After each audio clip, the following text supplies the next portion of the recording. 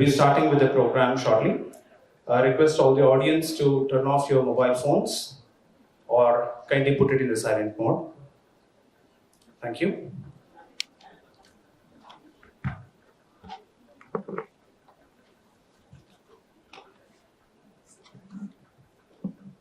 Success isn't always about greatness.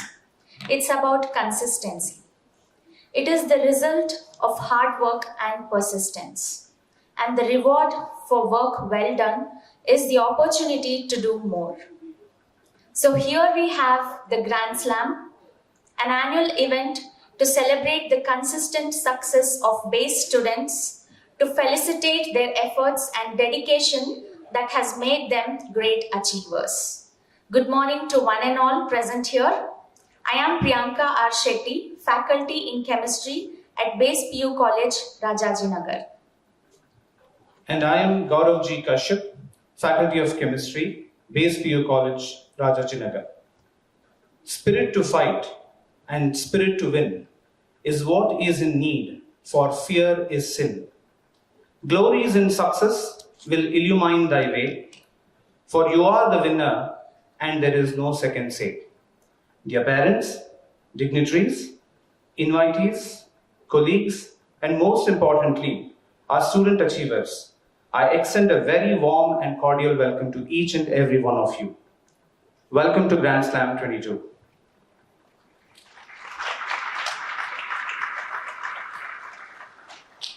It is a momentous day in the memories of Base, a day where the galaxy of Base is illumined with more bright and sparkling stars. A day where we honor our achievers who have made us proud. Indeed, the voyage of the genius mind has gathered momentum and is ascending to greater heights. Ladies and gentlemen, let's begin the day's proceeding on an auspicious note. May I now request our esteemed dignitaries to come on stage to light the lamp.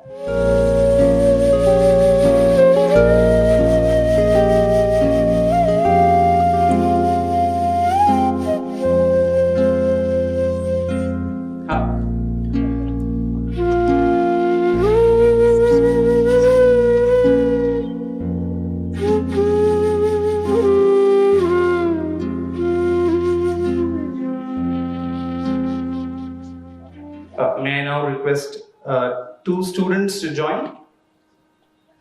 Please. Please come. Asatoma Sadgamaya, Tamasoma Jyotirgamaya, Mrityorma Amritam Gamaya, Om Shanti Shanti Shanti. We shall pray God to guide us from ignorance to truth. May the light of knowledge remove darkness of ignorance and guide us from finite to infinite.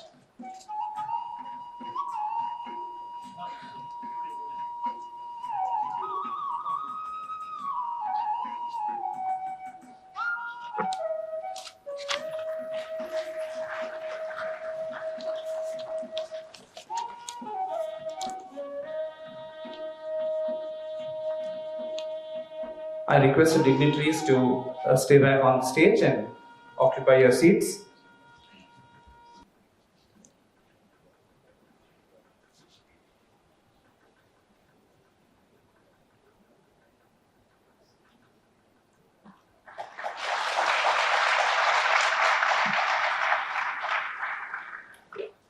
Thank you, dignitaries. Now, I request Mr. Chinmay Joshi, faculty in mathematics, to invoke the blessings of the Almighty. It gives me immense pleasure to add that Chinmay sir is a trained classical singer and the winner of Edetumbi Haduvenu 2021.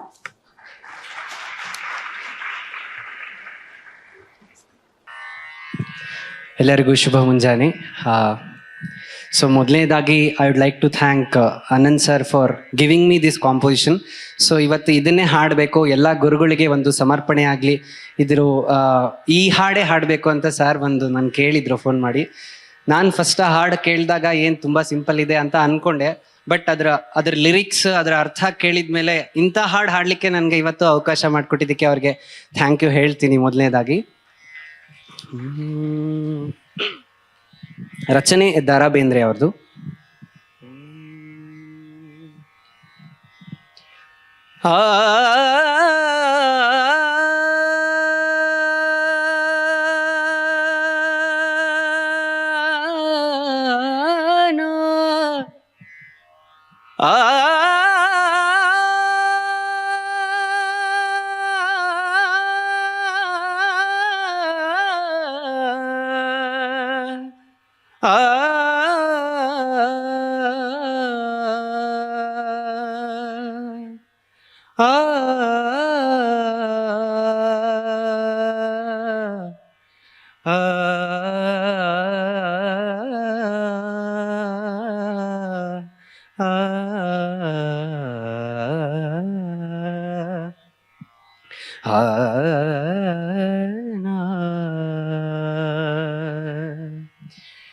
Shri ಗುರುವೆ ಅರುವೆ ಶರಣಾಗಿ ಬರುವೆ ಕರುಣೆಯನು ಕೋರಿ ಬರುವೆ.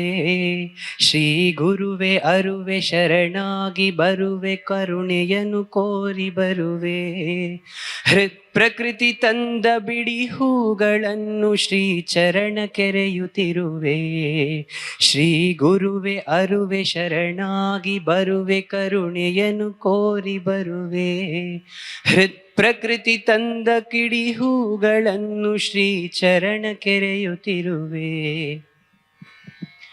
ಆಪಾದ ಪದ್ಮ ಎದೆ ಗವಚಿ ಹಿಡಿದು ನಡು ನೆತ್ತಿಗೆತ್ತಿ ಕೊಂಬೆ. ಆಪಾದ ಪದ್ಮ ಎದೆ ಗವಚಿ ಹಿಡಿದು ನಡು ನೆತ್ತಿಗೆತ್ತಿ ಕೊಂಬೆ. ಉಸಿರಿಂದಲದನೆ ಬಲಗೊಂಬೆ ನನ್ನ ಕಣ್ಗೊಂಬೆ ಗೊತ್ತಿಕೊಂಬೆ. ಉಸಿರಿಂದಲದನೆ ಬಲಗೊಂಬೆ ನನ್ನ ಕಣ್ಗೊಂಬೆ ಗೊತ್ತಿಕೊಂಬೆ. ಶ್ರೀ ಗುರುವೆ ಅರುವೆ ಶರಣಾಗಿ ಬರುವೆ ಕರುಣೆಯನು ಕೋರಿ ಬರುವೆ. ಪ್ರಕೃತಿ ತಂದ ಬಿಡಿ ಹೂಗಳನ್ನು ಶ್ರೀ ಚರಣ ಕೆರೆಯುತ್ತಿರುವೆ. ಕಣ್ಣಿಂದ ನಿನ್ನ ಕಣ್ ಸೇರಿ ನನ್ನ ಎದೆಯೊಳನ ಬೆಳಕನೆತ್ತಿ. ಕಣ್ಣಿಂದ ನಿನ್ನ ಕಣ್ ಸೇರಿ ನನ್ನ ಎದೆಯೊಳನ ಬೆಳಕನೆತ್ತಿ. ತಿರುಮೂರ್ತಿ ಮಾಡು ನನ್ನನ್ನು ನಿನ್ನ ಚಿನ್ಮೋದ ಬೋಧ ಬಿತ್ತಿ. ತಿರುಮೂರ್ತಿ ಮಾಡು ನನ್ನನ್ನು ನಿನ್ನ ಚಿನ್ಮೋದ ಬೋಧ ಬಿತ್ತಿ. ಶ್ರೀ ಗುರುವೆ ಅರುವೆ ಶರಣಾಗಿ ಬರುವೆ ಕರುಣೆಯನು ಕೋರಿ ಬರುವೆ. ಪ್ರಕೃತಿ ತಂದ ಬಿಡಿ ಹೂಗಳನ್ನು ಶ್ರೀ ಚರಣ ಕೆರೆಯುತ್ತಿರುವೆ. ಭವ ಭವಕ್ಕೆ ನನ್ನ ಮುಂದೆತ್ತಿ ಒತ್ತಿ ತಂದಂಥ ತಂದೆ ನೀನು. ಭವ ಭವಕ್ಕೆ ನನ್ನ ಮುಂದೆತ್ತಿ ಒತ್ತಿ ತಂದಂಥ ತಂದೆ ನೀನು. ಭಾವಕ್ಕೆ ಇಳಿದು ಸದ್ಭಾವ ಬಲಿಸಿ ಬರುವಂತೆ ಮಾಡು ನಾನು. ಭಾವಕ್ಕೆ ಇಳಿದು ಸದ್ಭಾವ ಬಲಿಸಿ ಬರುವಂತೆ ಮಾಡು ನಾನು. ಶ್ರೀ ಗುರುವೆ ಅರುವೆ ಶರಣಾಗಿ ಬರುವೆ ಕರುಣೆಯನು ಕೋರಿ ಬರುವೆ. ಪ್ರಕೃತಿ ತಂದ ಬಿಡಿ ಹೂಗಳನ್ನು ಶ್ರೀ ಚರಣ ಕೆರೆಯುತ್ತಿರುವೆ. ಆಂತರ್ಯದೊಂದು ಚೈತನ್ಯ ನಿನ್ನ ಕೈಂಕರ್ಯ ಕರ್ತೃವಾಗಿ. ಆಂತರ್ಯದೊಂದು ಚೈತನ್ಯ ನಿನ್ನ ಕೈಂಕರ್ಯ ಕರ್ತೃವಾಗಿ. ಕ್ಷೇತ್ರಜ್ಞ ಬಲಿ ಚೈತ್ಯೇಶನಾಗಿ ಮಧುಬೋಧ ಮೋದಮಾಗಿ. ಕ್ಷೇತ್ರಜ್ಞ ಬರಲಿ ಚೈತ್ಯೇಶನಾಗಿ ಮಧುಬೋಧ ಮೋದಮಾಗಿ. ಶ್ರೀ ಗುರುವೆ ಅರುವೆ ಶರಣಾಗಿ ಬರುವೆ ಕರುಣೆಯನು ಕೋರಿ ಬರುವೆ. ಪ್ರಕೃತಿ ತಂದ ಬಿಡಿ ಹೂಗಳನ್ನು ಶ್ರೀ ಚರಣ ಕೆರೆಯುತ್ತಿರುವೆ. ಹೇ ಭವನೆ ಶಿವನೆ ಜವನವರ ಜವಕ್ಕೆ ಶವವಾಗದಂತೆ ಮಾಡು. ಹೇ ಭವನೆ ಶಿವನೆ ಜವನವರ ಜವಕ್ಕೆ ಶವವಾಗದಂತೆ ಮಾಡು. ಅಮೃತ ದೃಷ್ಟಿಯಲ್ಲಿ ದಿವ್ಯ ಸೃಷ್ಟಿಯಲ್ಲಿ ನೆರೆದು ತೆರೆದು ನೋಡು. ಅಮೃತ ದೃಷ್ಟಿಯಲ್ಲಿ ದಿವ್ಯ ಸೃಷ್ಟಿಯಲ್ಲಿ ನೆರೆದು ತೆರೆದು ನೋಡು. ಶ್ರೀ ಗುರುವೆ ಅರುವೆ ಶರಣಾಗಿ ಬರುವೆ ಕರುಣೆಯನ್ನು ಕೋರಿ ಬರುವೆ. ಹೃತ್ ಪ್ರಕೃತಿ ತಂದ ಬಿಡಿ ಹೂಗಳನ್ನು ಶ್ರೀ ಚರಣ ಕೆರೆಯುತ್ತಿರುವೆ. ಹೃತ್ ಪ್ರಕೃತಿ ತಂದ ಬಿಡಿ ಹೂಗಳನ್ನು ಶ್ರೀ ಚರಣ ಕೆರೆಯುತ್ತಿರುವೆ. ಶ್ರೀ ಚರಣ ಕೆರೆಯುತ್ತಿರುವೆ. ಶ್ರೀ ಚರಣ ಕೆರೆಯುತ್ತಿರುವೆ. ಧನ್ಯವಾದಗಳು. Thank you, sir, for the melodious recital. When we accept difficult tasks as challenges and wade into them with joy and enthusiasm, miracles can happen. Such miracles can happen when you have a supportive leader who brings out the best in you. I now request Shri Anant Kulkarni, Executive Director and CEO of BASE, to welcome the gathering. ಎಲ್ರಿಗೂ ನಮಸ್ಕಾರ. It's my privilege and honor to welcome you all for this function. For us, BASE GRANDSLAM is an annual event, but for last 3 years we could not have it for various reasons. In fact, last year, somewhere in December, we decided to have an event, and we had requested both Karajagi sir and Dr. Ajay and HSN sir to be present for the occasion, and they had all agreed. And we had to cancel the event just one day before because there was an Omicron breakout. So then we had a discussion. In fact, I reached out to both the guests and sought their advice. Rain madana antando. Then they said, look, you may do 100 good things, but one not so good or wrong thing is always highlighted. So don't take the risk. So then we said, okay, we'll cancel this event and we'll do it next time on a condition that both of you should come to the next year event. And I was really happy and glad that both of them agreed, adjusted their calendar. In fact, Dr. Ajay had a address today to a function today where he is going to address medical entrepreneurs, which was there in the morning, which he rescheduled for this program. And Dr. Karajagi had an event. He had a video conference today at 1 o'clock, which again he graciously rescheduled that event. And I need not say anything about HSN sir because for him it's a home function. He can't give any excuse, and he agreed to grace this occasion. And only last time we were not having the presence of Mr. R.K. VERMA because that day happened to be his daughter's birthday. So he said I could not come because my daughter, she's doing her 3rd year of medicine in Jaipur. He said, sir, wo chhodegi nahi hai, choti chhodegi nahi hai. But today is not her birthday, so he also had no excuse.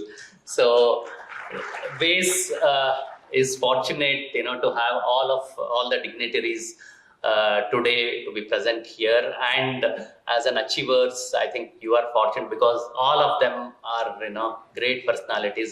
Honestly, if you ask me, it's slightly a fanboy moment for me, for both Ajay as well as Dr. Karajagi. So I, from bottom of my heart, I welcome Dr. B.S. Ajaikumar, the founder of Healthcare Global Group of Hospitals, Bangalore. HCG is now almost a 20-year-old hospital chain in India. And why perhaps, it is the largest private sector cancer hospital in South Asia. Ajay left his cushy and comfortable job in MD and Anderson, Houston, came back to India, set up this hospital from the scratch because I had seen him. In fact, he acquired a small lab called TriStar. That is where the journey began.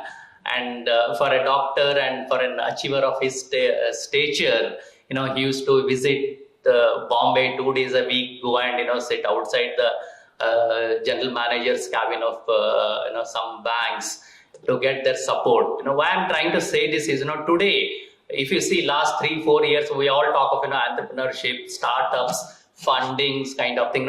Even people just come with an idea and raise multi-million dollars.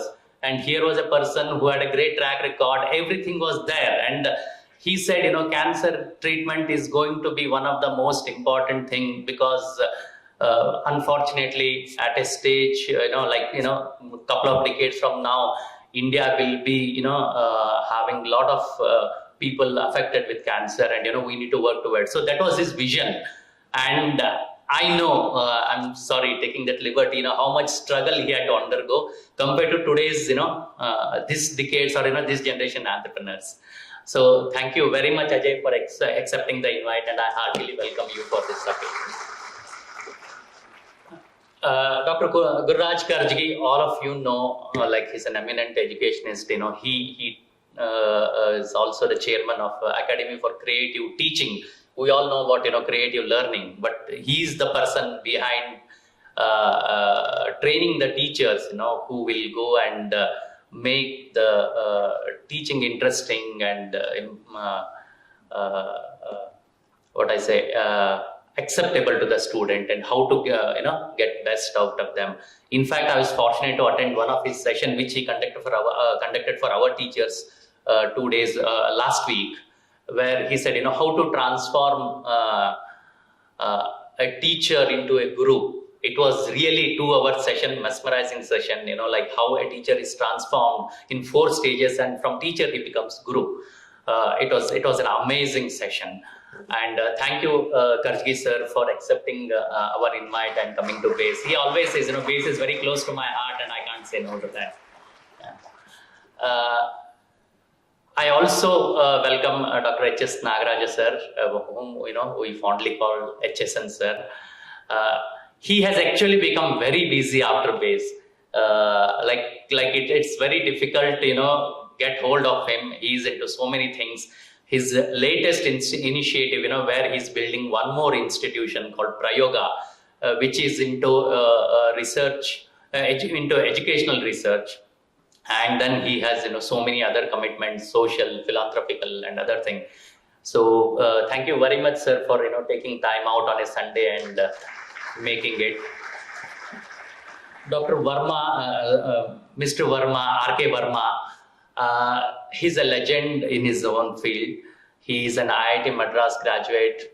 After that, he was preparing for IAS, but decided, no, let me do something for the students who have dream of getting into IIT. So he actually, got into training for IIT aspirants.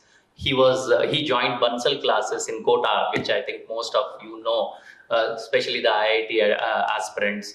So he worked there as a head of physics department. Then he came out and set his own venture called Resonance Eduventures. Resonance has, to its credit, well, they don't like BASE, also release full page advertisements in the newspaper, front page advertisement, but they have sent maximum number of students to IITs in last 22 years. Every year, a good number of students from Resonance go and join IIT. And I have not seen any workaholic person, any other workaholic person than Mr. Verma. Like, he used to travel to Mumbai, come finish his meetings with investors, bankers, and other things. Take Rajdhani, 5520 Rajdhani, which reaches Kota at 5 o'clock in the morning. So once I asked, sir, why you need to go so early? No, sir, 6 baje ke class hota hai, kind of thing. So actually, he used to complete his course in Rajdhani and directly go to the class, conduct his 6 a.m. session, and then he used to go home. So that is his kind of commitment. Sir, thank you very much for taking time out to come to GRANDSLAM. I also extend warm welcome to Manoj Sharma, another a veteran in Resonance. Manoj is a chief strategist at Resonance, and thanks for taking time out. I also welcome the faculty of BASE, some of the former faculty of BASE, mainly Aital sir. he said, even last year also, he said, no, you need to invite me because, looking at this galaxy of speaker, I want to come. Sir, I said, you don't need an invitation. You can come into base event anytime. Sir, welcome, sir.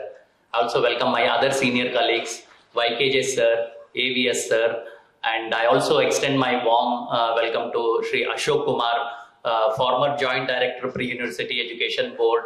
Actually, when base entered into formal education, he actually guided and supported a lot because we didn't knew how to go through this government regulations, what is required, what should be presented, what should not be presented. Sir was kind enough to help us on that one.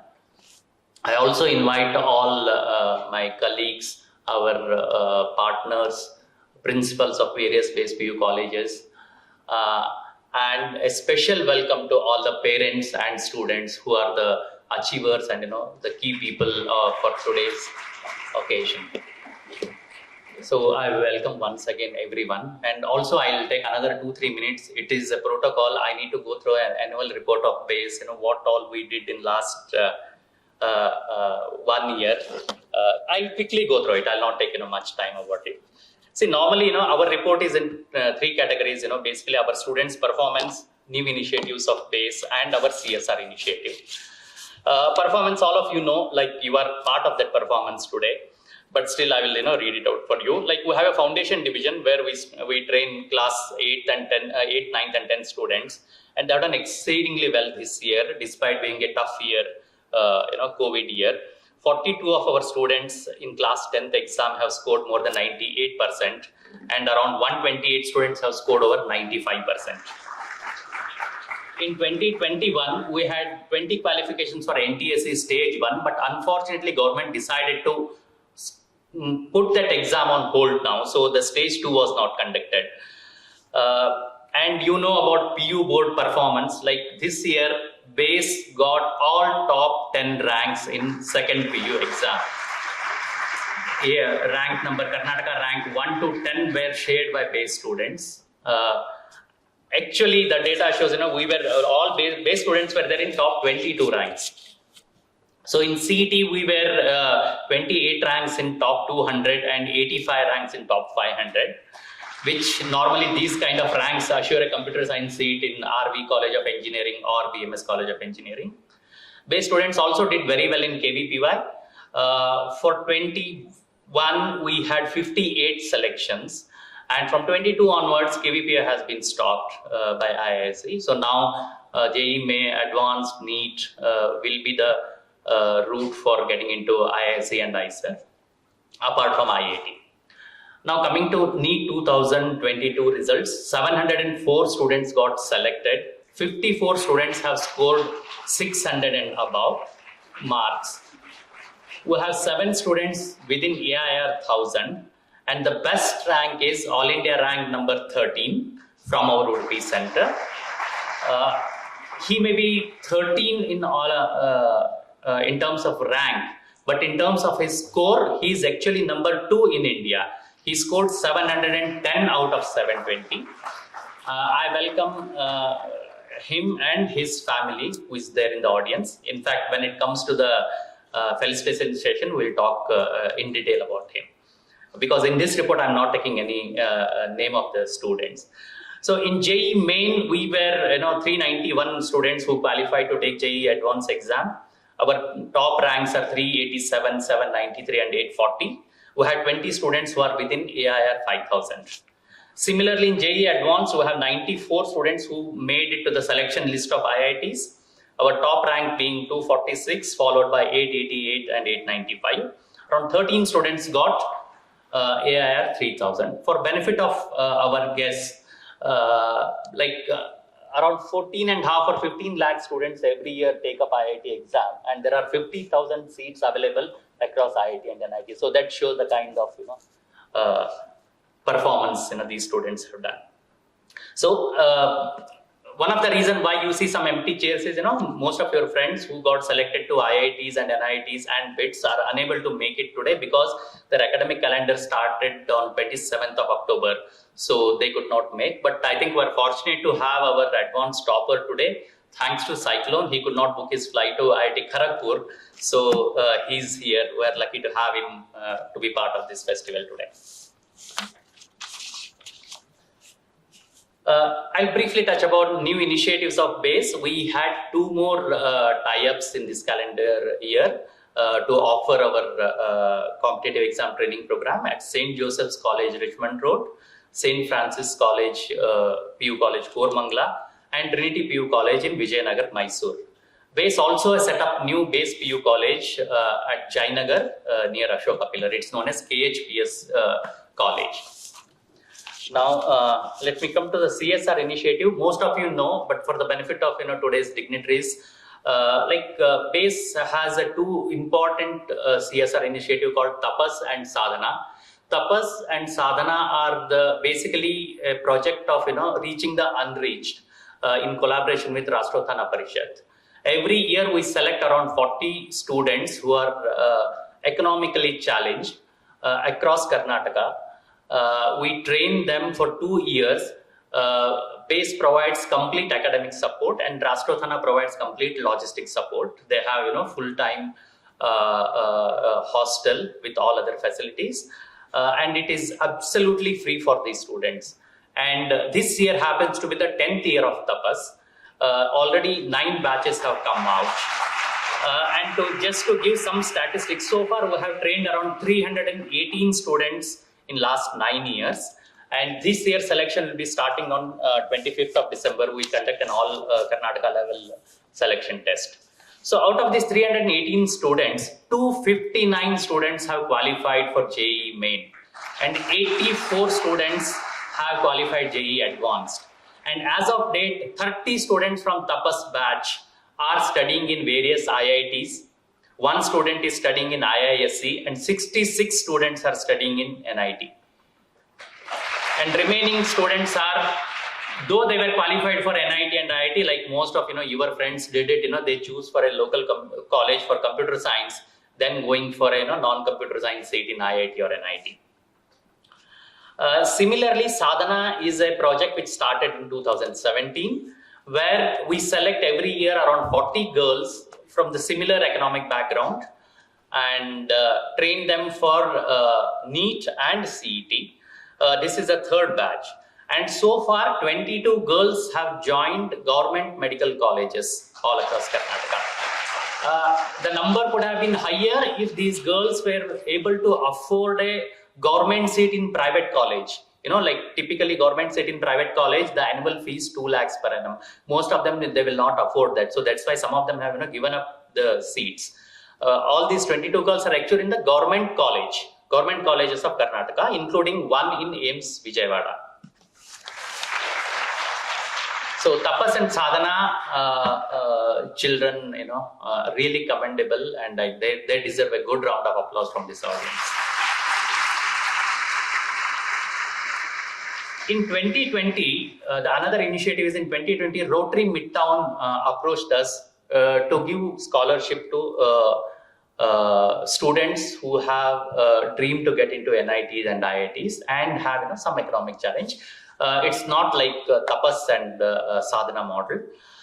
So these students every year, like this is actually again the 3rd batch. So far, Rotary has selected 10 students and they are giving scholarship of 1 lakh per year in 1st year PUC and 2nd year PUC, with a promise that if these kids get into NIT or IIT, they will fund them for next 4 years. So it's a 2 + 4 year scholarships. And this scholarship is actually instituted by various entrepreneurs, who sold their business and now sitting on, a huge amount of cash and, do their own family office investments. In fact, they also jokingly say that, if you guys come with an idea, we'll also seed that idea. So this is about the report, which I had to, do it every year, and I did it this year. So thank you very much once again. Welcome again, and let's all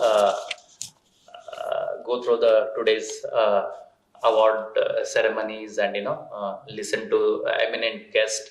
What they say today will be very relevant for you for next 4 years and next 40 years. Thank you very much. On behalf of everyone here, I extend a very warm welcome to you too, sir.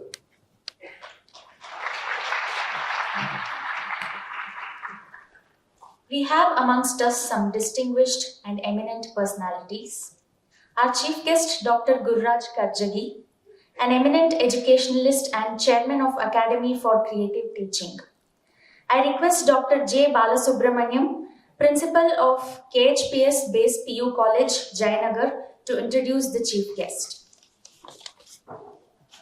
Good morning, everybody. Respected dignitaries on the dais and off the dais. I feel it is great honor for me to introduce our chief guest, Dr. Gururaj Karajagi sir. He is a well-known personality and does not need introduction. However, let me try to put forward some of his accomplishments. Dr. Gururaj Karajagi is a doctorate in chemistry and has published over 22 research papers in international journals. He is a life fellow of Electrochemical Society of India. He has served on boards of management of few medical universities. Dr. Karajagi also served as a member of State Resource Group for the implementation of total quality management in the colleges of Karnataka. Dr. Karajagi was the principal VVS First Grade College for Women, Bangalore, India for 16 years. He was the director of VVS Academic and Administrative College, founder principal and academic director of Jain International Residential School and the founder director of International Academy for Creative Teaching. Presently, he is the chairman of Academy of Creative Teaching. He has served as member of syndicates of few universities. He has served as a member of Karnataka Knowledge Commission. He is the trustee of Loka Sikshana Trust, a leading publishing house that brings out daily, weekly, and monthly publications. He is the member of governing body of Indian Institute of Advanced Studies, Shimla. He is nominated by the Government of India as an independent jury for the National Award for Teachers. He is well-known columnist and has completed 2,900 columns. His 15 books entitled Karunadu Babelake are immensely popular and have seen several editions. Dr. Karajagi has written many articles on Sufi philosophy and has published a book on Sufi. As of now, he has authored 24 books. He has edited many books including Sikshana Shilpa, a huge collection of articles on education brought out by JSS Mahavidyapita, Mysore. He has published over 100 articles on all aspects of education in national and international journals.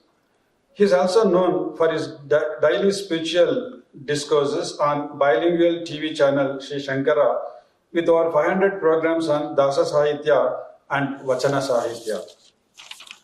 He has delivered more than 50 series of lectures at Gokule Institute, which are brought out as CDs.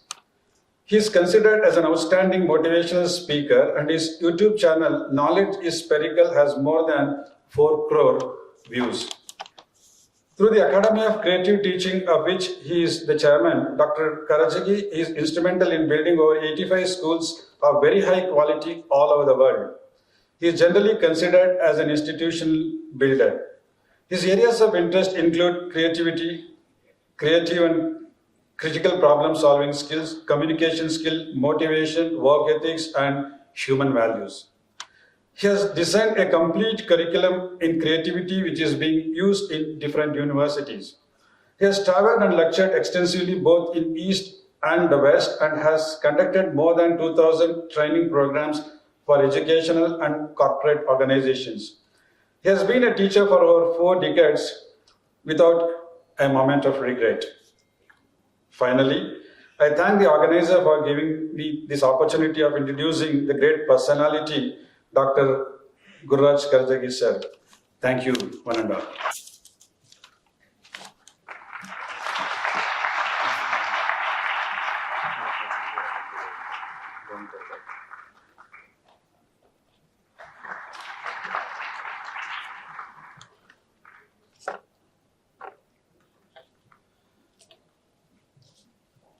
We also have Dr. B.S. Ajaikumar, a renowned oncologist and founder of HCG Group of Hospitals with us. I request Professor Lakshmi Murthy, Academic Head, BAS, Mysore, to introduce the chief guest. Lakshmi ma'am.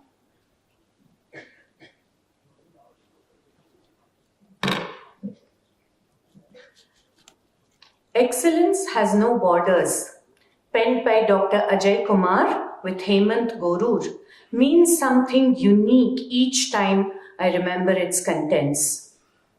Ladies and gentlemen, boys and girls, it is a high privilege for me to introduce today's guest, Dr. B.S. Ajaikumar, medical and radiation oncologist, doctorpreneur, thought leader and philanthropist. He completed his MBBS from St. John's Medical College, Bangalore. He completed a residency program at the University of Virginia Hospital in Oncology and a fellowship in radiation and medical oncology from the University of Virginia in Houston's MD Anderson Hospital. After a medical practice spanning 2 decades in the US, Dr. Ajaikumar, realizing the need for accessible, affordable and quality service for cancer treatment, established the HCG groups of hospitals in Bangalore. Today, a respected name for high quality cancer care and prognosis across India with 26 branches, HCG oncological hospitals stand tall for reaching out to all sections of the society for trusted cancer care. Through cutting-edge technology like CyberKnife trademark and TrueBeam trademark, as well as cutting-edge bone marrow transplant medicines and molecular imaging, HCG has revolutionized cancer care in India. To pave the road for precision and customized treatment, HCG is now at the forefront of molecular diagnostics and is trying to establish a strong genomics practice. Dr. Ajaikumar is currently attempting to expand and fortify his global network of comprehensive cancer facilities starting from Africa. The coveted E&Y Startup Entrepreneur of the Year Award and the Asian Healthcare Leadership Awards have been awarded to Dr. Ajaikumar. A number of case studies by Harvard Business School have been done on HCG's distinctive model. Harvard Business School and Babson Business School are among many academic and industrial institutions where Dr. Ajaikumar has delivered insightful lectures. Dr. Ajaikumar is a social entrepreneur and philanthropist who founded numerous NGOs working on development in the Gundlupet area of Karnataka. His organizations till now have supported the education of 550 children, empowered 20,000 women via microfinance, and given financial aid to needy cancer patients. They also work to eradicate prevailing societal evils. Another creation of Dr. Ajaikumar, the independent non-partisan think tank called Antaradhwani, is dedicated to bringing about a long-lasting transformation in the society, including preventive health care via awareness and action against tobacco consumption. Antaradhwani's objectives are to provide solutions to India's problems regarding health, education, livelihood, and governance.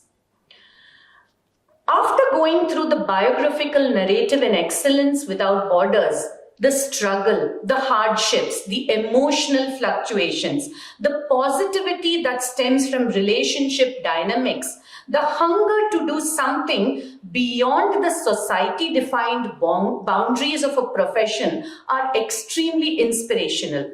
Sir, you are the epitome of how a profession is not just a job, but it is a duty. Salute to you, Dr. B.S. Ajaikumar. Kindly accept a token of respect from us, sir. Thank you.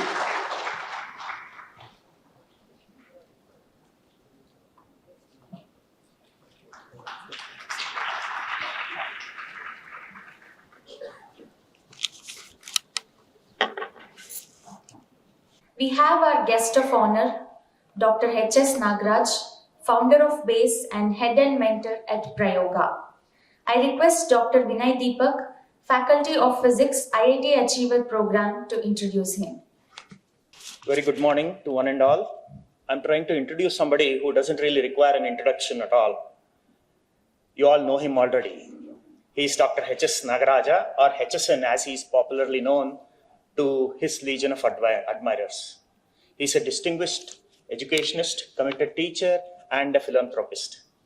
His life's journey is a remarkable story of a self-made man. With his indomitable will and spirit and enterprise, he has built organizations that serve the society and deliver enduring value. He was very early to realize that students in Bangalore who intend to take up IIT JEE did not have opportunities to obtain adequate training. HSN came forward to provide the much needed learning support, although in a small way at his Bull Temple Road residence. Thus, BASE was born, and BASE stands for Be Ahead with Sustained Excellence. As founder director of BASE, HSN has painstakingly built a 400-strong organization, and BASE, which is BASE Educational Services Private Limited, is today a leader in the field of student training, offering a wide range of programs for students from class 5 all the way up to plus 2, that is 12th standard. With centers spread across Karnataka and also with strategic alliances with various other organizations and institutions. Over the years, BASE has been playing a very crucial role in elevating the ability of students to compete with the best in the country and secure admissions to IITs, medical colleges, and various prestigious engineering colleges, including leading institutions such as ICERS and IASC, offering pure science courses. As you all know, education is fundamental to the growth of society and nation as a whole. School level education forms the foundation to the nature of manpower that the country is able to generate and harness.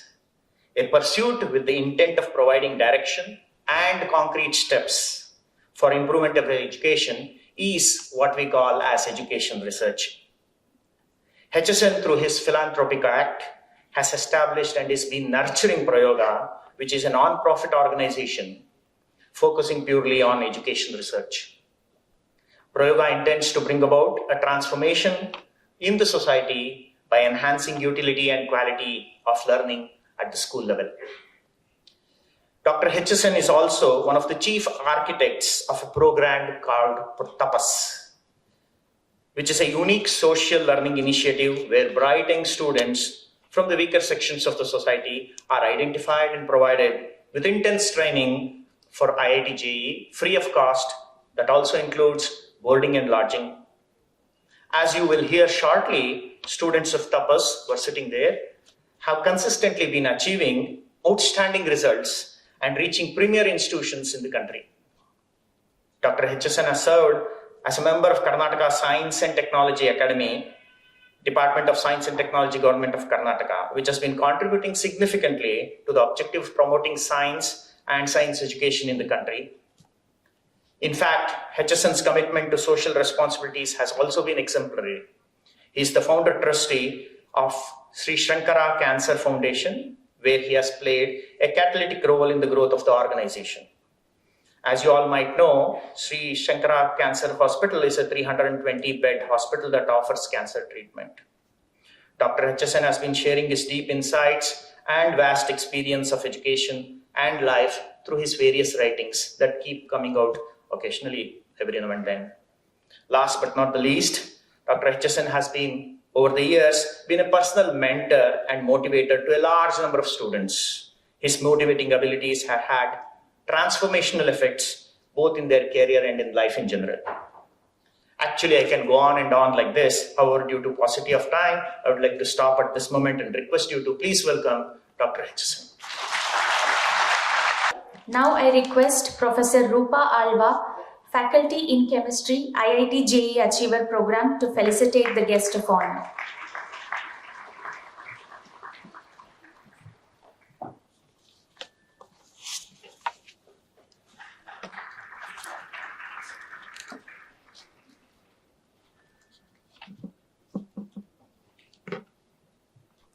We also have Sri R.K. Verma as guest of honor, who is the Director of Resonance Eduventures Kota. I request Professor Ashwani Kumar, Program Head, IIT Achiever Program, to introduce the guest of honor to you.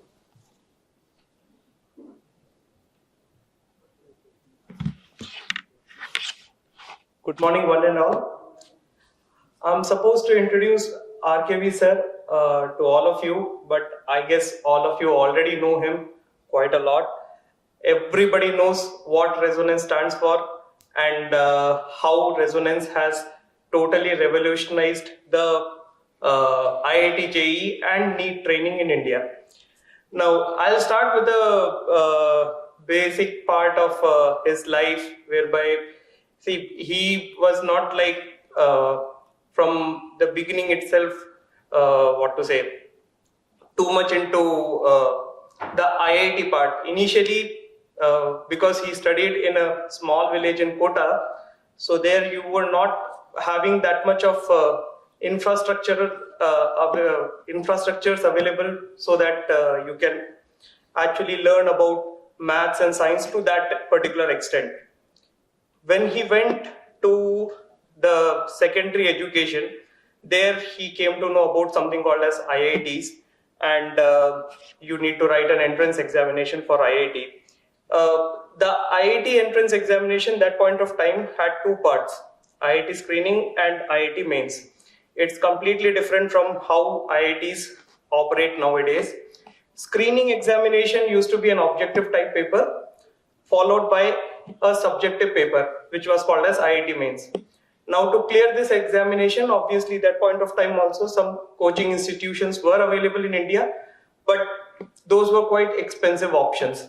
So sir chose to undergo the self-study route in order to prepare for the examination. But then there were so many hardships. One of the major hardships was the language. The government schools in Rajasthan mostly are Hindi medium schools. So you are being taught even science completely in Hindi medium. They don't say momentum, they say samveg. They don't say charge, they say avesh. So going from that particular point to a point that yes, you want to study books like Resnick Halliday, solve the books like I.E. Irudo, whereby everything is in English, that itself is a paradigm shift. Leave alone that the whole maths and physics and chemistry part of it, which would have been by itself quite tougher. Plus, to add to all this, imagine when you're going for a school curriculum, you're not that much into the problem solving part over there. You don't know that what type of problems to be expected in the examination. And because there was a subjective paper associated with it, you have to really, you will be the first person to see the paper and immediately you are supposed to know how to solve the question which you have never ever seen in your life before. Now see, after so many years, you are having so much of material available. In those days, there was no internet, there was no option of, let's say, even trying to contact a particular faculty to gain further insights. So if you're preparing on your own, all you have is books and a set of problems which don't even have the solutions. You have to sit, you have to work out the solution and get the answers of all that. And after all that hardships, finally he cleared the IIT entrance examination with his own efforts. And he took admission in IIT Madras. So he finished his BTech in electrical and electronics, and immediately after finishing, he actually even worked as an assistant engineer in BHEL for a brief period of time. But then actually, because he came from such humble beginnings, humble background, he really wanted to give back to the society. So there was one route that he thought about, that was the civil services. And while preparing for civil services, to get some additional income, he started teaching. And soon he realized that yes, he is really good in teaching. That was a really good thing that has happened for millions of students. Unlike the conventional teaching, whereby the teacher goes to the class and finishes up the lecture, his methods were quite unconventional. I had an interaction with Vaibhav, so he's our vice president, and I asked him this question: what is so special about RKV sir's teaching? So he explained it to me, and our interaction happened in Hindi. I'll just tell you exactly in his words so that the translation doesn't spoil that fun. So so the interaction went something like this. Sir, जब आप RKV sir से पढ़ रहे थे, तो क्या special था वहां पे? So his reply was, देखिए सर, 11th क्लास में बंसल क्लासेस में मेरे को किसी और ने पढ़ाया, but 12th स्टैंडर्ड में RKV sir initially he started teaching. तो जब उन्होंने पढ़ाना चालू किया, we understood the concept better, and but then we had first year backlogs. तो उसको complete करने के लिए we thought कि yes, we'll ask RKV sir to take some extra sessions to help us with the doubt clarification. तो RKV sir रात को 11 बजे 12 बजे तक extra class लेते थे. Imagine night 11 o'clock, 10, 12 o'clock he's taking the classes for the students. That one-to-one attention he could give to the students, which made him very famous among the students. And this kind of interaction, especially when he told me one thing, sir, RBD बहुत difficult concept है, and obviously you people know how difficult RBD is. और जब उन्होंने conservation of angular momentum जिस तरह से पढ़ाया कि एक व्हील जो रोल कर रहा है इस पॉइंट पे आप कंजर्व कर लो एंगुलर मोमेंटम को, उसके बाद से मेरे को आरबीडी में कभी प्रॉब्लम नहीं आया. सो टू दैट लेवल कि imagine this was my recent conversation with him, and it will be almost like 25 years since you finished. So even after 25 years he remembers the concept conservation of angular momentum RKV sir taught me in my 12th standard. So that is the level of connect, that's the kind of motivation that sir could provide in his classes. So and now but then working for Bansal classes, yes, would have given him satisfaction that you are interacting with the students and all, but he wanted to do even further. He wanted to do something for the upliftment of his village and do something for the society. So that's how in 2001 he resigned from Bansal classes and started Resonance. And I don't think that Resonance requires any introduction. You all know Resonance. It's the best coaching institute that this country has. It has produced numerous toppers in both IIT as well as medical entrance examination. Sir personally has mentored millions of students. As of now, I'm saying millions, it's a literal number. Resonance keeps a count of how many students Resonance has actually studied from Resonance and how many have passed out, how many have joined a good engineering or medical colleges. And that count as of now stands at 1 million. So that's the level of reach that sir could give through his personal mentorship to the students. I am honored to welcome him on the stage. Sir, thank you. Keep up the good work.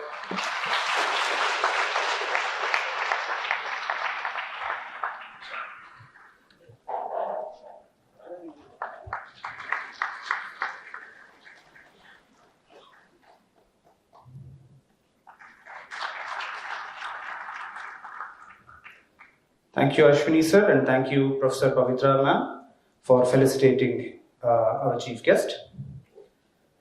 I request Professor Soumya to felicitate Anand sir as well. Soumya ma'am.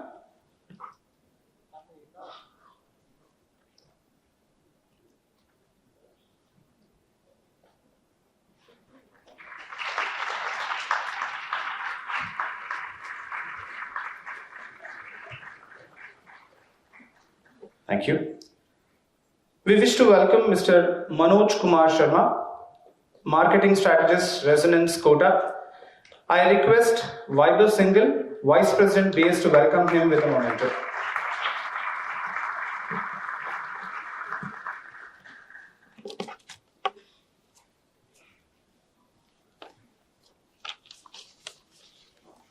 Thank you, sir. Winners are not those who never fail, but those who never quit. And we have with us such winners who have shown exemplary performance in various exams. I request Gururaj Karajagi sir to hand over the mementos to our young stars. I wish to call on stage the academic achievers of 2020. Sanjana K, who has secured All India ranking of 128 in NEET exam, rank 52 in KCET Engineering, rank 2 in KCET Agriculture and Veterinary Sciences, All India ranking of 13,184 in JEE main exams, 590 score out of 600 in the board exams, and a 651 ranking in KVPY SX. Ashita Anil, who has scored an All India ranking of 4,542 in JEE main exams, All India ranking of 2,046 in JEE Advanced, KCET rank 11.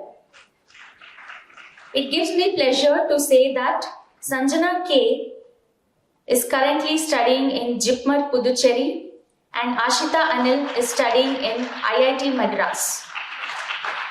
Now, I would like to call Deepit S. Patil, JEE Main All India ranking 1731, JEE Advanced All India ranking 839, KCET ranking 10 and KVPY SX 592, and Deepit is currently studying in IIT Delhi. We also have Prithviraj GN, who has scored All India ranking of 12,280 in JEE Main, All India ranking of 14,113 in JEE Advanced. Amog Umesh, who has secured All India ranking of 658 in JEE Mains, All India ranking of 1,582 in JEE Advanced, a rank 192 in KCET Engineering, and 1,144 in KVPY SX. Now, thank you, sir. Now I request Ajaikumar sir to hand over the mementos to the achievers. Rakshit M, who has secured KCET rank 1, JEE Main All India ranking 1,964,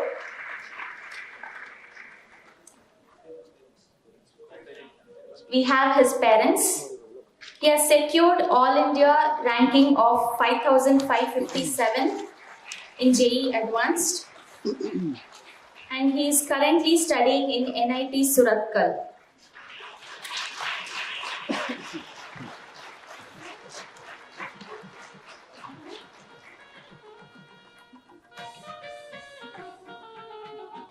Rishi Ravindra, who has secured All India ranking of 116 in NEET, All India ranking 692 in KCET and 235 in KVPY SX.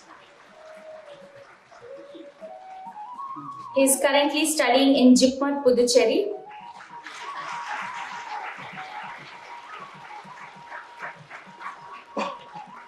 We also have Abhiram M, who has secured All India ranking of 449 in JEE main exams, All India ranking of 408 in JEE Advanced, All India ranking of 55 in KCET and 614 in KVPY SX. He is currently studying in IISc Bangalore.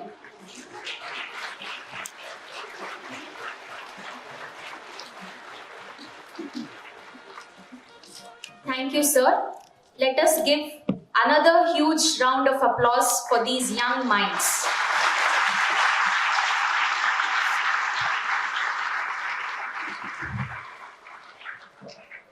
I would like to call upon the toppers of 2021 now. May I request HSN sir to do the honors. We have Yashas M. Salian. Yashas, can you please come? Next we have Anand Karthik. We have parent of Anand Karthik here. Let me read out the achievements of Anand Karthik. His All India ranking in NEET is 1045, KCT rank of 306, JEE Main All India ranking of 14,541, KVPY SX 1476. Next we have Achintya Hebar. We have parent of Achintya Hebar joining us here. Achintya Hebar had got All India ranking in JEE Main of 1394, an advanced rank at the All India level of 1737, KCT rank of 155, KVPY SX 536.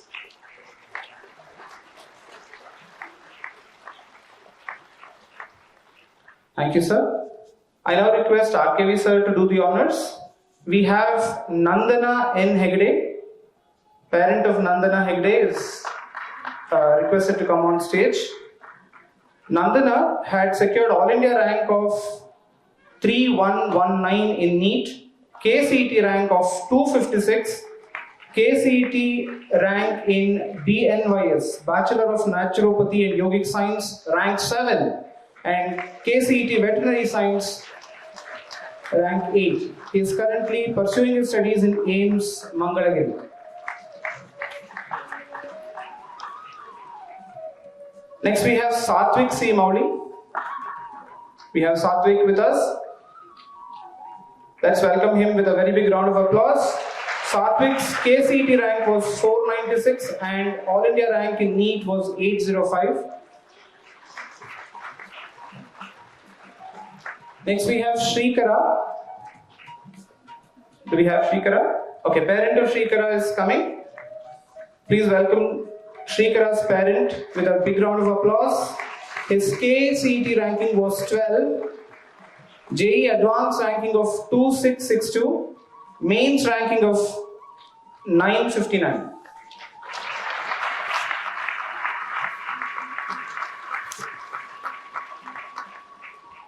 I now request all the students as well as their parents, if they have come, to assemble for a photo shoot.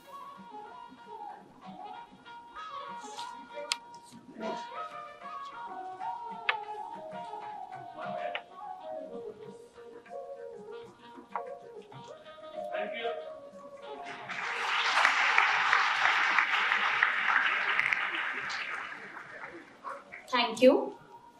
I would now request Abhiram, topper of 2020, to share his thoughts with us. I'm Abhiram. I was in base from 2015 till 2020, 5 years. It feels so nice being on this podium here. You know, I've been to the GRANDSLAM 5 times. I started off in FSNT. So I remember in 8th standard. So I think story with base started in 7th. Funda Champs, their recruitment exam came to my school. That was the first time I heard of them.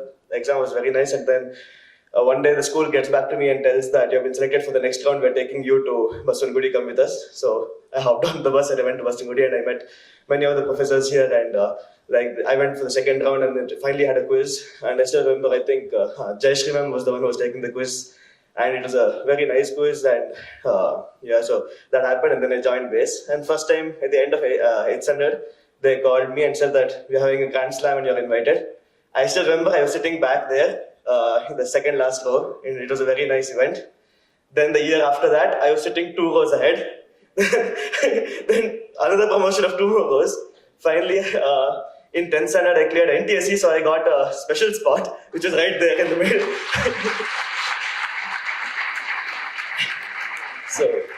So those 3 years were very fun. The FSNT program is a very nice program. So in school, what used to happen was that learning used to happen. Of course, the teachers were great, but in a class of 30 students, and the teacher has to attend to all of them. So then, I would come to base. I think it was on the weekends, and once 1 month during the summer, and then of course throughout the year in the weekends. And I would come there, and it would be very fun. It was fun in the sense that the learning would be very fun. The way that the teaching would be different from school, because what happens in base is that you already learned it once in school, and here is where you understand it. So it was a different kind of learning. So I had a lot of fun those 3 years. And when it came to 11th, I joined base again. So around 10th, when I was preparing for NTC Stage 2, there was this exam which they told us to take, which put a few people to come to Basungudi every day. So I cleared that exam, and I used to come to Basungudi every day. Go to school and do like labs and stuff, and then come to Basungudi and then learn. It was a very nice experience learning there for 11th and 12th. In 11th, once again, I cleared KVPYSA with the help of all the great teachers here and all my friends who studied with me. And as you can guess, I got another promotion and I was sitting there in the first row. So that was very nice. And then a very nice thing that happened to me with BASE was that, so now I'm at IISc, so I met, and many people there are from KVPYSA. And what they say is that they cleared their KVPSA, and then they started learning some other things, or they took some hobbies, they started learning advanced stuff, they started preparing for college. But what I felt with BASE was that I was enjoying it so much that even after clearing, I just continued studying, because the studying was the enjoyment. So I continued studying for another 1.5 years, which I'm very thankful for, because the learning I did in BASE, even after clearing KVPSA, helped a lot. And that helped me when I wrote JE also. So, I mean, of course, until the end, it was not set in stone that I was going to go to IISc. IIT was still going to be an option. And another thing is that I really enjoyed the exam. Writing JE was a great experience for me. I enjoyed the exam. So, I want to thank BASE for having made learning that fun, for having, given me the love for education and these exams. And I think that this seed that they planted is, what led me to want to do science and want to do research. And I joined IISc and I'm doing research there now. So I want to thank all the teachers there. So during NTSC time, of course, some professors that I have to recall is Ajit sir, who was always there with us during NTSC. And then I see many of my 11th and 12th teachers here. Of course, Ashwini sir, USA sir, many teachers who I enjoyed learning under. So I want to thank everybody, and of course thank everybody once again for giving me this chance here to speak in front of all of you. And thank you for everything that BASE has done for me. Thank you. Abhiram, your next promotion in another 5 to 6 years will be here.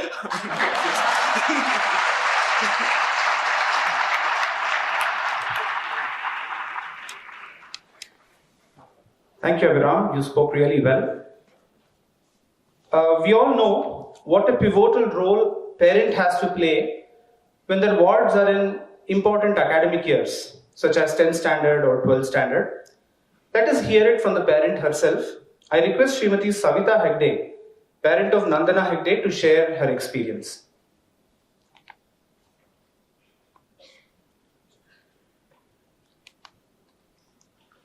We have Srimati Savita Hegde here, Nandana Hegde's parent.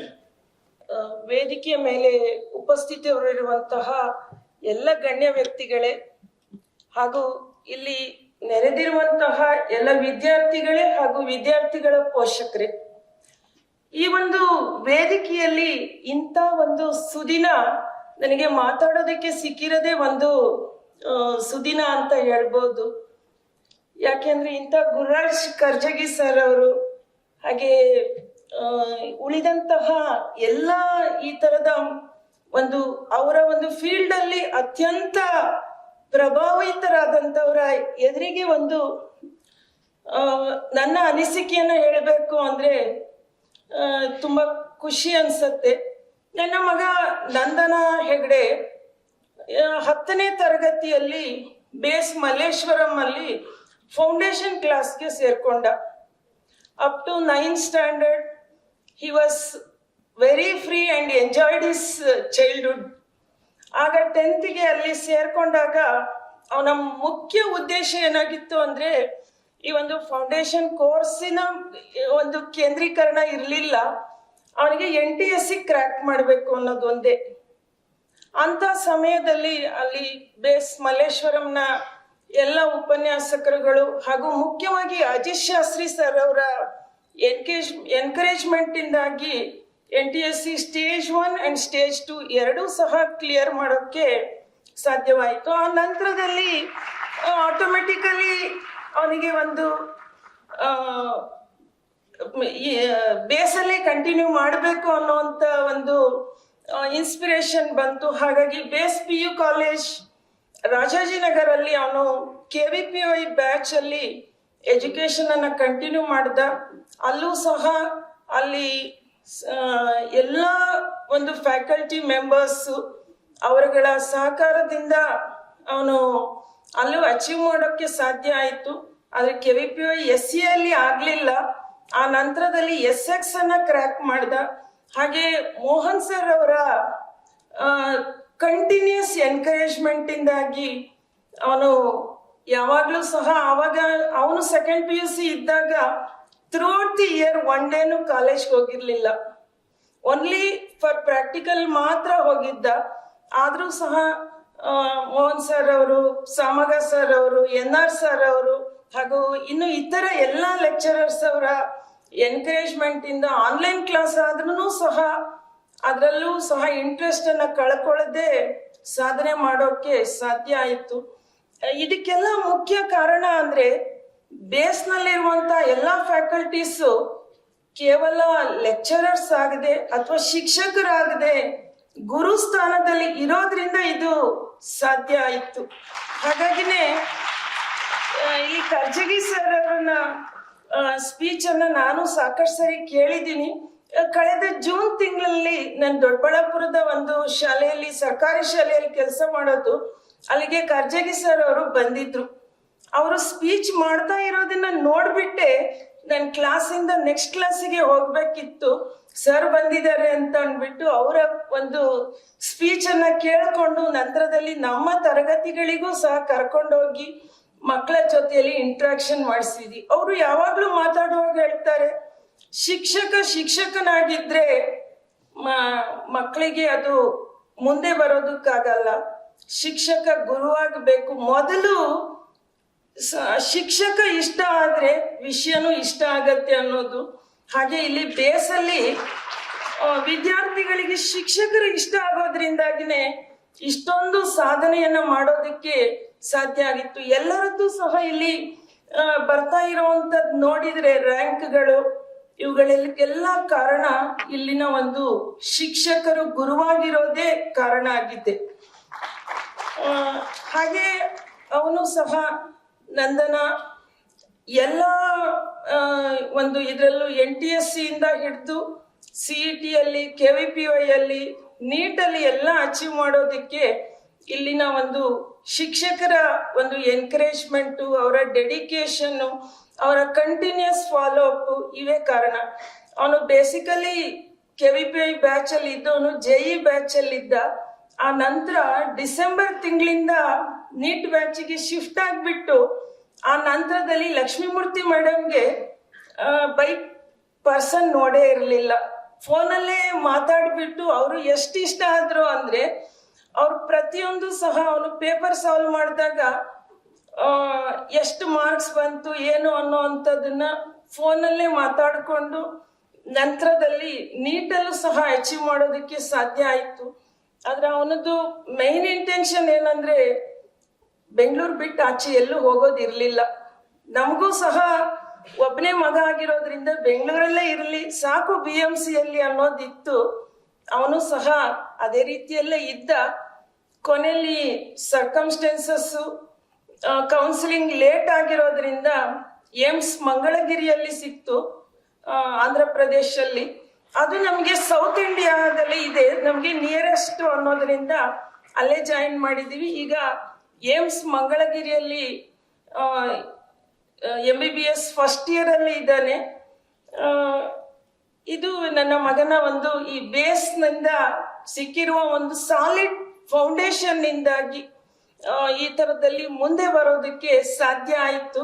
ಅದರ ಜೊತೆಯಲ್ಲಿ ಅವನಿಗೆ base ಬಂದಾಗ್ಲೇನೆ 9th ವರೆಗೂ text book ಏನೋ ಓದೇ ಹೋಗಿರೋವಂಥದ್ದನ್ನ ಅಲ್ಲಿನ ಒಂದು ಸ್ನೇಹಿತರು, ಶಿಕ್ಷಕರು, ಒಡನಾಡಿಗಳಿಂದಾಗಿ ಅನೇಕ ನಾವೆಲ್ಸ್ಗಳು, ಎಲ್ಲ ಬೇರೆ ಜರ್ನಲ್ಸ್ ಇವುಗಳನ್ನೆಲ್ಲ ಓದುವಂತ ಅಭ್ಯಾಸ ಆಯಿತು. ಇದು ಅವನಿಗೆ ಈಗಲೂ ಸಹ ಅಲ್ಲಿ ಹೆಲ್ಪ್ ಆಗ್ತಾ ಇದೆ. ಅವನು ಅಲ್ಲಿ ಲಿಟ್ರರಿ ಕ್ಲಬ್ ಅಲ್ಲಿ ಸೇರ್ಕೊಂಡು ಅಲ್ಲಿ ಆಕ್ಟಿವಿಟಿಯಲ್ಲೂ ಸಹ ಮುಂದುವರಿಯೋದಕ್ಕೆ ಸಾಧ್ಯ ಆಗ್ತಾ ಇದೆ. ಅಂದ್ರೆ ನಾನು ಇದನ್ನೆಲ್ಲ ಯಾಕೆ ಹೇಳ್ತಾ ಇದ್ದೀನಿ ಅಂದ್ರೆ ಬೇಸ್ ಬರೀ ಒಂದು ಮಾರ್ಕ್ಸ್ ರ್ಯಾಂಕ್ ಇದಕ್ಕೆ ಕಾನ್ಸಂಟ್ರೇಟ್ ಮಾಡದೆ ವಿದ್ಯಾರ್ಥಿಗಳ ಸರ್ವತೋಮುಖ ಬೆಳವಣಿಗೆಗೆ ಎಲ್ಲ ರೀತಿಯಲ್ಲಿ ಸಹಕಾರ ಕೊಡ್ತಾ ಇದೆ ಅನ್ನುವಂಥದ್ದನ್ನ ಈ ಒಂದು ಸಂದರ್ಭದಲ್ಲಿ ಹೇಳೋದಕ್ಕೆ ಇಷ್ಟಪಡ್ತಾ ಇದ್ದೀನಿ. ಈ ಒಂದು ವೇದಿಕೆಯಿಂದ ಇಷ್ಟೊಂದು ಅನುಭವಗಳನ್ನ ಶೇರ್ ಮಾಡೋದಕ್ಕೆ ಕಲ್ಪಿಸಿದಂತಹ ತಮ್ಮೆಲ್ಲರಿಗೂ ವಂದಿಸ್ತಾ ಮಾತನ್ನ ಮುಗಿಸ್ತಾ ಇದ್ದೀನಿ. ಜೈ ಹಿಂದ್, ಜೈ Karnataka. Thank you, ma'am. Now I request H.S. Nagaraj sir to speak a few words. Respected dignitaries in the dais, invitees, my former colleagues, and all the members of base family, because I use it still because I never use the word employees. It was a family, so my respected family members from base, my dear parents, because of whom base is what it is today and what it will be in the days to come. And finally, the most important are my student friends. A teacher becomes great not by his thoughts, ideas, and efforts, but by the student's performance. All the time, a teacher should be a student. Even today, I'm almost reaching 80. I enjoy spending time with students, and I have something to learn each day. I think students actually are the teachers of all the teachers, because you are the next generation or several 2-3 generations ahead for people like me. You are the true beacons of a good society for tomorrow. So congratulations to students and congratulations to the parents and then the teachers. I'm given 15 minutes, hope to complete within that time, because teachers are used to 1 hour of class, and at base it used to be 1.5 hours of class. Base was started when hardly 2-3 people used to go into IITs from Karnataka, not more than 2-3 people. That was the time when I left Vijaya College, where I was there for 25 years and started this, more as a need for society. And we were also new. We had not passed any IIT entrance exams. We were 6 teachers and 3 students. Luckily, we had one role model to follow at that time. There was one Professor Ramaya at Hyderabad, Ramaya's IIT Coaching Center. That was the most respected at that time. We went there, checked whether the books that we were trying to use and learn and teach were the right ones. Luckily, we were on the right page. From year 1, we had 3 students. I used to jocularly say, Ihirke obba, Parakke obba, Janma Janmantarke obba, more jana. We don't have more than 3 students. Only 3 students were there. And we were sure that not more than 1 would qualify, and that first boy qualified into IIT and joined IIT Bombay, who is now a professor somewhere in US. He came and joined IISc, but soon left and went back to US. That was the first student. With that, year 1, we had YKJ, AVS, and quite a few. We were 6 teachers and 3 students. Teacher-student ratio, you can understand. 2 teachers per each student. That was the situation. And we got all ranks, the best ranks those days, when exams were objective. We got right from 4th rank to almost all the ranks above. When we were still not very sure like how to coach for exams. Our model was love them like your own kids, care for them, treat them as your own family members, understand, and nurture them. It was a learning together. Students and we were learning together. That's how the journey of base. And this one essential part was, like somebody at home will always keep helping children when they are down with their moods or when they are anything. The mother does it and everybody. So base was also, mentoring was part of, mentoring was not assigning job. Mentoring in the true sense is get deep into the person's persona and see how and what kind of support is needed. We focused on fundamentals of learning than passing exams. Passing exams happened as a byproduct. So when the student here was talking and we heard the mother talking, Mrs. Hegde, I went back. My nostalgia was, yes, this was the objective and that has happened. It grew up. We remained in Basanwadi for about 10 years. We didn't move out of Bultemple Road. Then my Malleshwaram was, Rajanagar was the second one. Then some students used to come from Mysore all the way for the sake of this work, or learning, to Bangalore. And some of them said, sir, we are also good, sir, as good as Bangalore students, sir. Why don't you do something in Mysore? Any business idea was not there, and it's not there, it's there. We didn't think of what happens by way of expenditure. We were also not even very comfortable paying salaries with a lot of difficulty. We didn't worry about how much it costs. We opened in Mysore, and even today Mysore has been doing very well. Then we opened at Hubli and so on and so forth. Briefly, I summarize this part. It grew to a size of almost 450 manpower and about 12 to 13,000 student strength. That was the contribution of base to Karnataka, and that continues. That has to continue. Any good institution deserves to learn, become better, and continue. That's a social responsibility, and that's about now till I think I was there. Then Mr. Verma came. I had to speak once or two sentences about him. Base never wanted to sort of, we never wanted to exit. But I had some other passion of some research and so on, and therefore I was actually looking for somebody who can take it and continue with the same values, like the tapas, charity being continued, so on and so forth, and all people continuing. Then somehow we met, me and Verma. Verma had come from such a background. It's no different from what most tapas students are from. The kind of socio-economic status was that. So I could realize that the first time I met, I said, yes, this is the man who can really take it forward. He is born in 1972. I started teaching in 1966. So he was born much later. But I had heard of him as a great teacher. Whether somebody was born when I started teaching or not was not the issue. I wanted to sit in his lecture classes and see. When I went to Kota, I took his permission. Sir, can I sit? He said, sir, baithiye, sir. He spoke in Hindi. He was teaching in Hindi. I was not a student who studied Hindi formally. My second language was Sanskrit, first language was English. TV and other things were not there so much. All my knowledge of Hindi is to say, aap kaise ho, that's all. Or TV and other things, nothing more than that.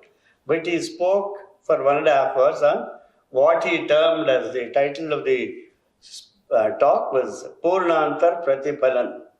Most people who know Sanskrit and Hindi words can understand. Purna Antara Pratipalana, total internal reflection. That was the topic. 1.5 hours, I don't know how time slipped. He was such a great teacher.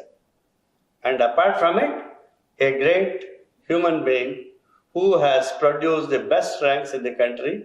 When base merged with resonance, this was the largest institution in the country, both in terms of output, in terms of seeing people get into all India institutions, and also in size. And resonance precisely followed the idea of a family of people, teachers and students. One other thing that virtually shook me for the right reason is I could see in Kota the culture that probably Bangalore and Karnataka saw 50 years back. Any student coming on the road, if he would see a teacher, would get down on his cycle. Most of you could see still cycles there. I would stop and not this way, touching the feet. That's the typical North Indian culture. Touch the feet.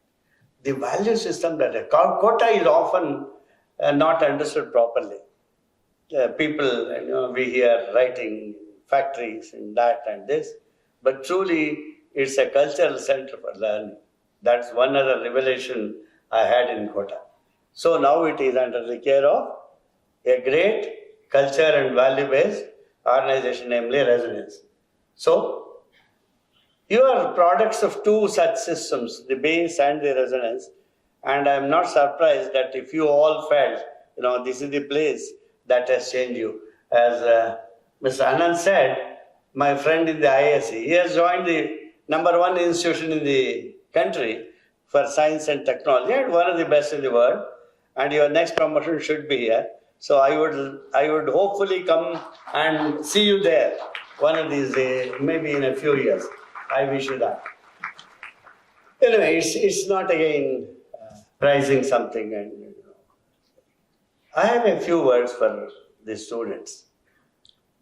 You are at such a point of time in the human history that the pace at which science and technology are developing, in spite of all this strife, the wars, so on and so forth, at such a great point of time in the history that the highest work and the fastest work in understanding science as a means to live on this planet is happening.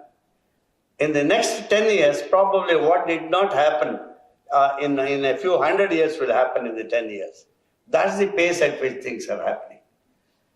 In the past, in the last 30-40 years, it was a semiconductor revolution.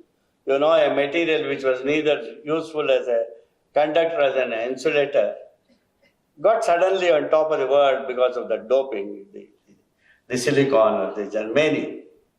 And all our technology, communication to everything has happened around it. But for such a thing to happen again, usually with all predictions and patterns observed, may take 100 years. We don't know, 50, 100 years. But till such time, it is the research, of course with technology, around life sciences. Probably not much work happened in the life sciences in the last 50 years, as much as it would happen in the next few years, 2 years or 3 years. People, I have been probably the oldest teacher here. I have seen people, students going to biology, sir, I don't like maths, sir, maths is difficult, sir, so I want to go to biology. That was a helpless destination they took probably, some of them, I am not saying everybody.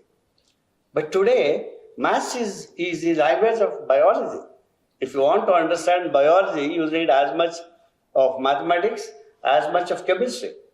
Without proteins and say enzymes, what biology do you study? The future of healthcare lies right in the synthetic biology, right from growing your body part somewhere. All that you need is you don't have to even give. Somebody scratches your skin and takes a few cells, and you can have all your body parts ready. And just like keeping money, you will have body parts in the bank. Or that could be a technology where a few cells injected into your body, as few stem cells, would correct everything by itself. We do not know. And also look at the kind of work like consciousness, quantum biology. Never before. Therefore, opportunities for you are amazingly great. I'm not talking of only biology. The walls of separation, like this is physics, this is chemistry, which are all artificial, were erected by us. But today, if I say I'm a core physicist, nobody cares for me.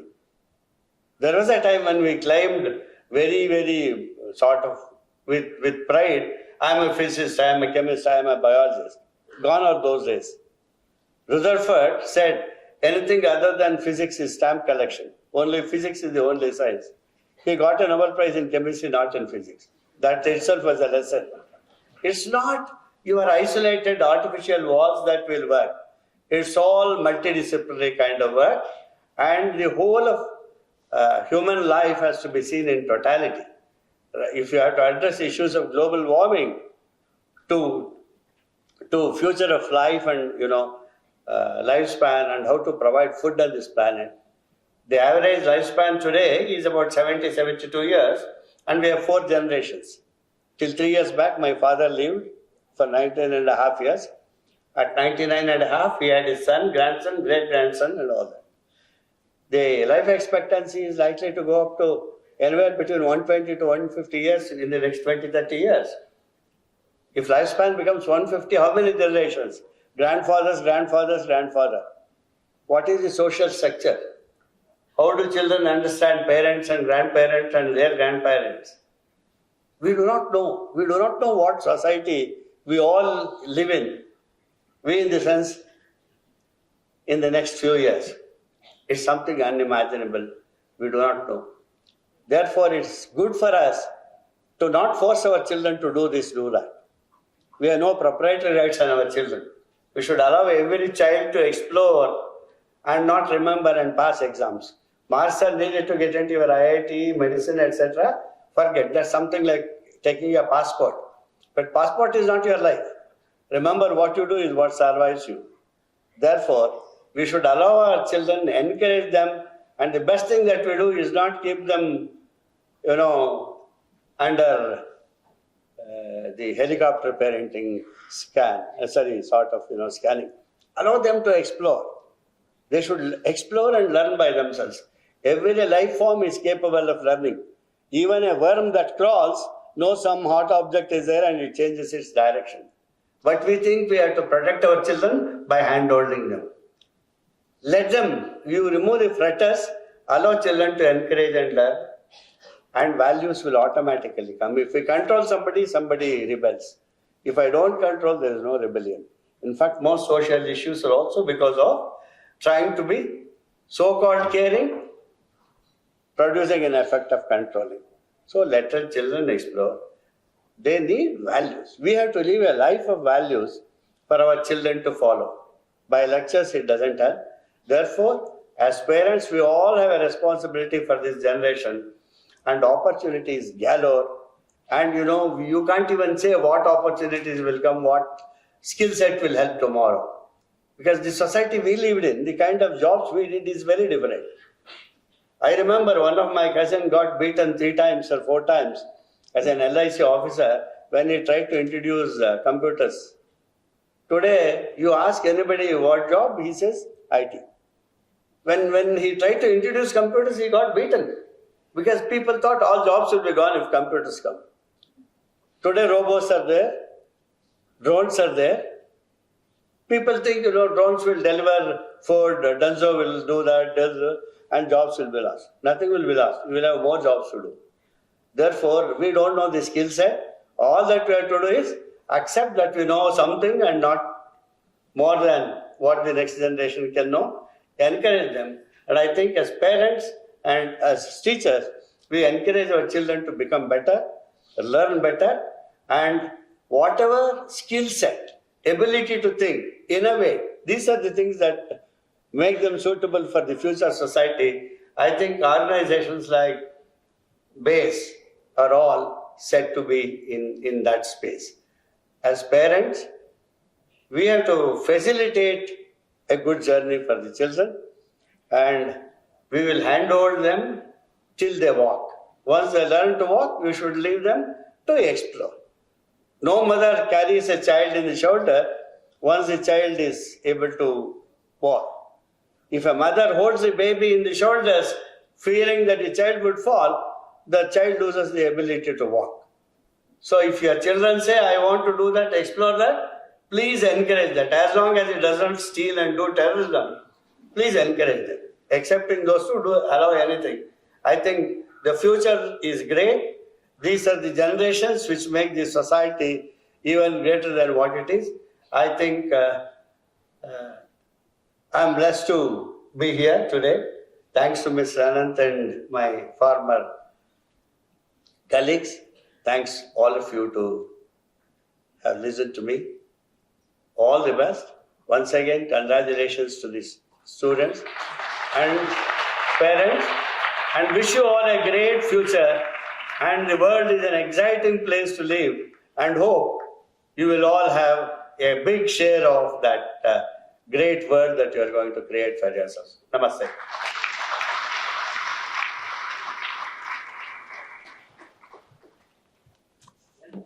Thank you, sir, for your enlightening talk. I now request Dr. Ramya R., Faculty of Chemistry Medical Excel Program, to take you through the proceedings of round 1. A very good morning to all the dignitaries on the dais, off the dais, dear parents, students, and my dear colleagues. Heartiest congratulations to all the students for this glorious achievement. Thank you, sir. We, the base fraternity, congratulate them and their proud parents for this accomplishment. I consider myself honored to call out the names of our stellar performers. I request the dignitaries on the dais to kindly take turns in felicitating our achievers with mementos as I call out their names. The first on the list, we have Sinchana Casey. I'm calling out their AIR ranks in NEET. So AIR rank 20,709, Sinchana Casey.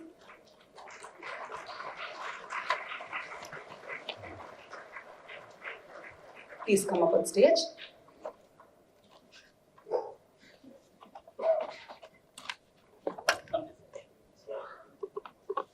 Next we have Prapti J, NEET AIR rank 18,463.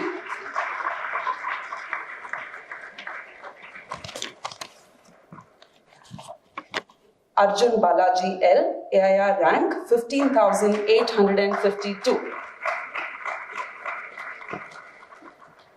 Arushi Sinha, 15,621. Likith P,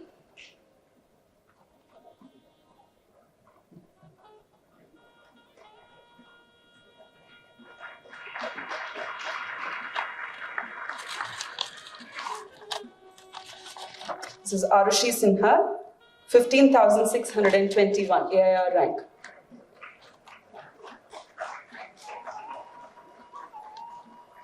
Let's hear it for them. Likith P, AIR rank 15,340.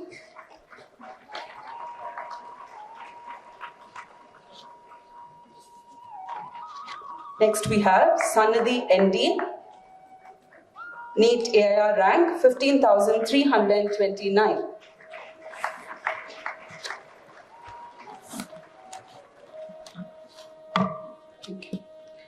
Apeksha Nagarajan, NEET AIR rank 15,245.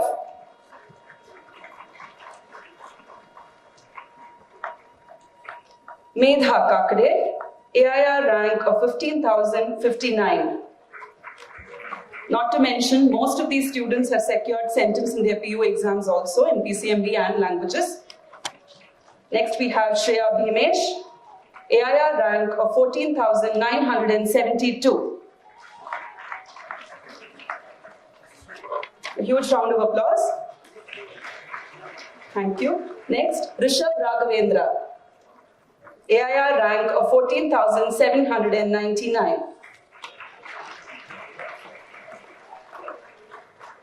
Let me call upon Deepika Hetsi, AIR rank of 14,171.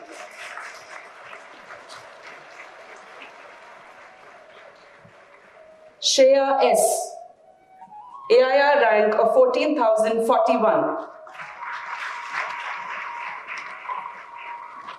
Please give it up for Shreya S, AIR rank 14,041.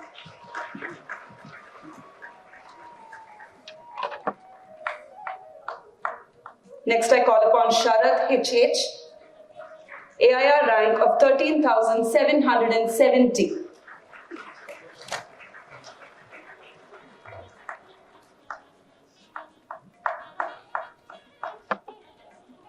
Next, we have Prakriti Bettadapura, AIR rank of 13,464.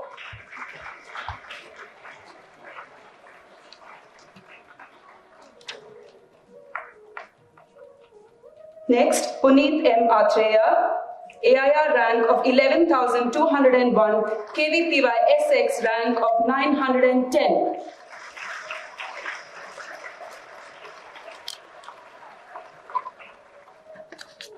Next, Sriranga KM, AIR rank of 10,958.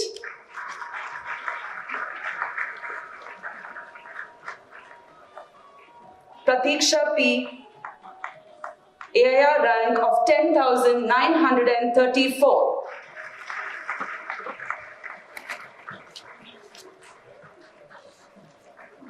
Next up we have Sahana Arudalemat, NEET rank of AIR 10,595.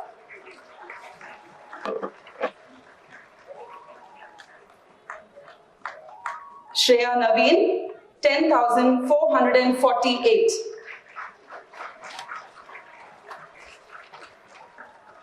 Next we have Shrikant KV, AIR rank of 10,288. He's already got his admissions into Shimoga Institute of Medical Science. Congratulations.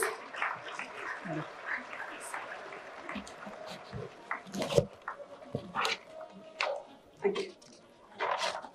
Neha MB, AIR rank of 9,921.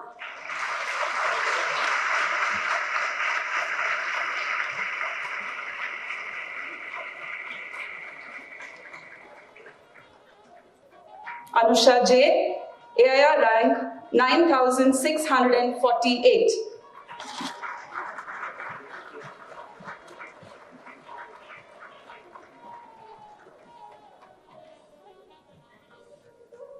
Ishita Ramesh Edalur, AIR rank of 9,192. Please give a big round of applause. Thank you. Manohar AM, CET Engineering rank of 161, NEET AIR rank of 7,837.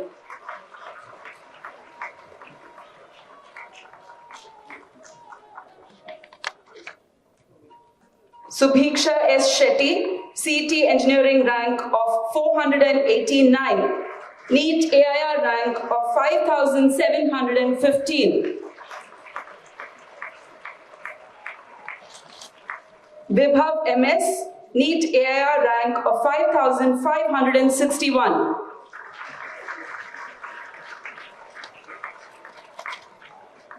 Please put your hands together as I welcome Varsha Dikshit, AIR rank 4,754.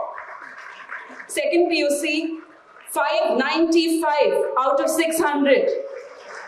PU sentence in PCMB and Sanskrit. And she's already got her admissions into ESI.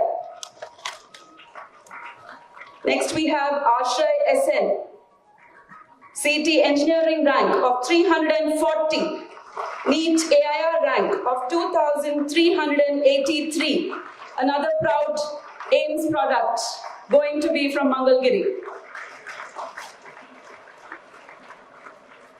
Next we have Bhargavi MR, CET Engineering rank of 391, NEET AIR rank of 2,291, KVPY SX score of 1,627, and again AIMS Mangalgiri.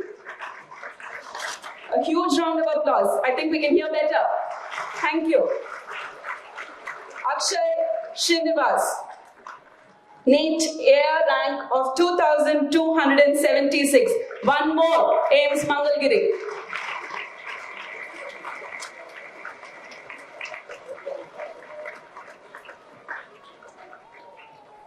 Sai Hitesh Kumar AV, CET Engineering rank of 311, NEET AIR rank of 2,190, KVPY SX rank of 1,035. Rohan Nagesh Rao, AIR rank of 1647. Here comes a few three digits. Nitin D, AIR rank of 645.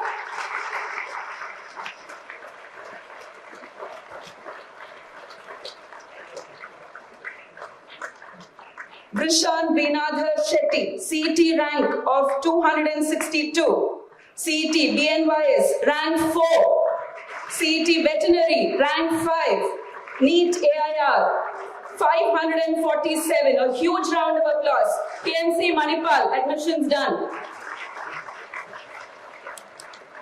Lohit ER, JEE Mains, AIR rank 13,903. I think we have his parent. The parent deserves a round of applause too. Thank you.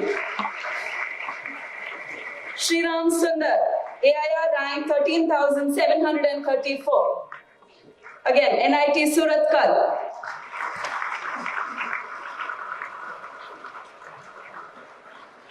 Chinmayi KN, AIR rank of in JEE Mains 12,488. NEET rank of 1,922.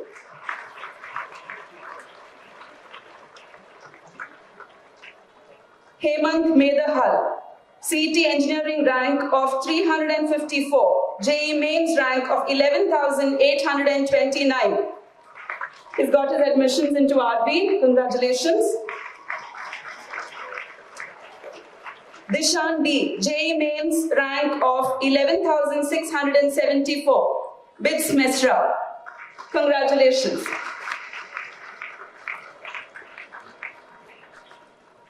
Next we have Tejas Pai G, CET Engineering rank of 183. JEE Mains rank of 10,511.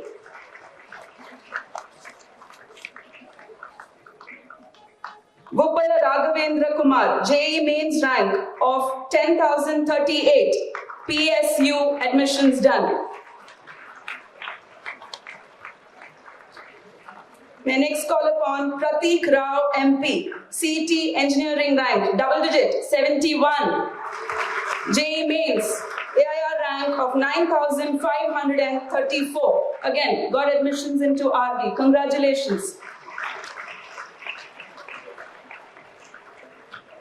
Next I have Samit Sen, CET Engineering rank of 369, CET Veterinary rank of 10, JEE Mains rank of 9,345, NEET AIR rank of 895, KVP by SX rank of 760. He's already got his admissions into BMC, but he's waiting for an upgradation. A round of applause.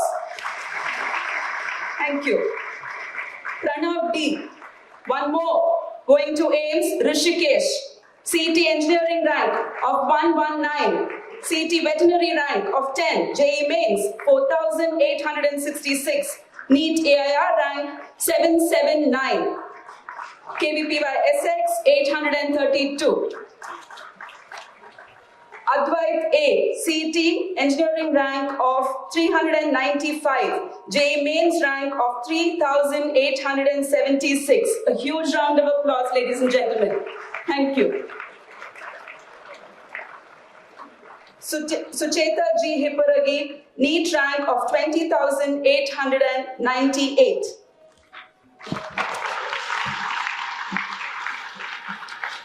All your students here, you'll have grown in stature, and in all our minds, BASE is really proud of you. Thank you.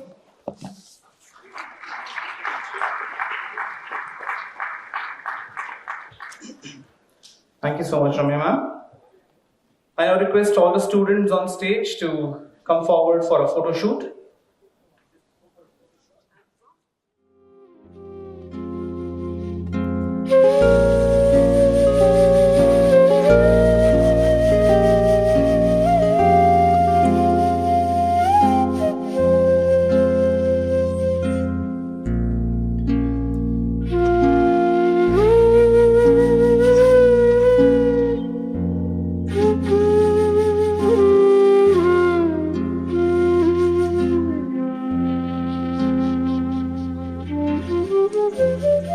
Okay.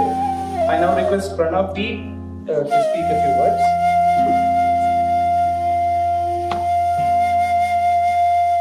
The Excel batch. Heart pounding, fluttering feeling in our stomachs, and a sweaty palm. That's a feeling that all of us have experienced on our exam day. But I was also one of them.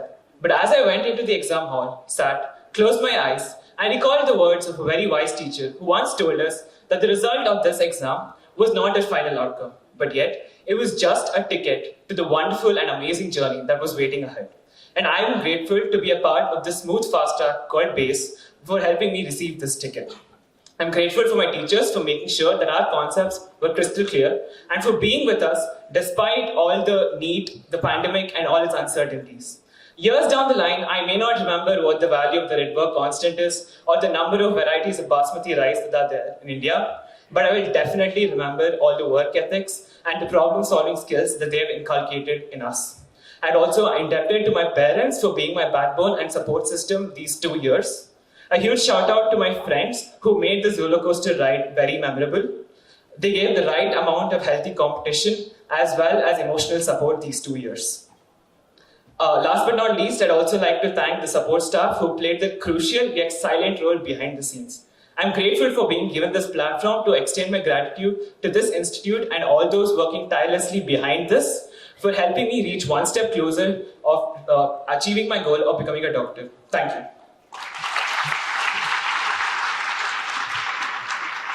Thank you. I humbly request our Chief Guest, Dr. Ajaikumar, to speak a few words.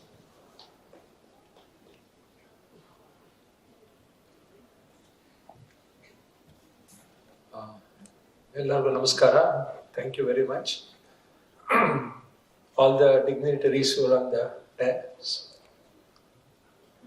all the invited guests, parents, students, the base. To begin with, I would like to thank Anant Kulkarni for having invited me. Thank you, Anant.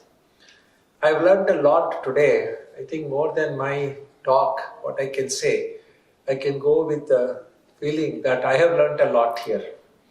Just listening to the background of the dignitaries, of the base, how it was started, amazing venture, how about Mr. Nagaraja, and also about Mr. VERMA, and our Gururaj, Karajagi, as well as Anant. You know, in life, when you come to these functions, one of the important things is we also learn a lot, and it makes us hopefully wiser by learning this.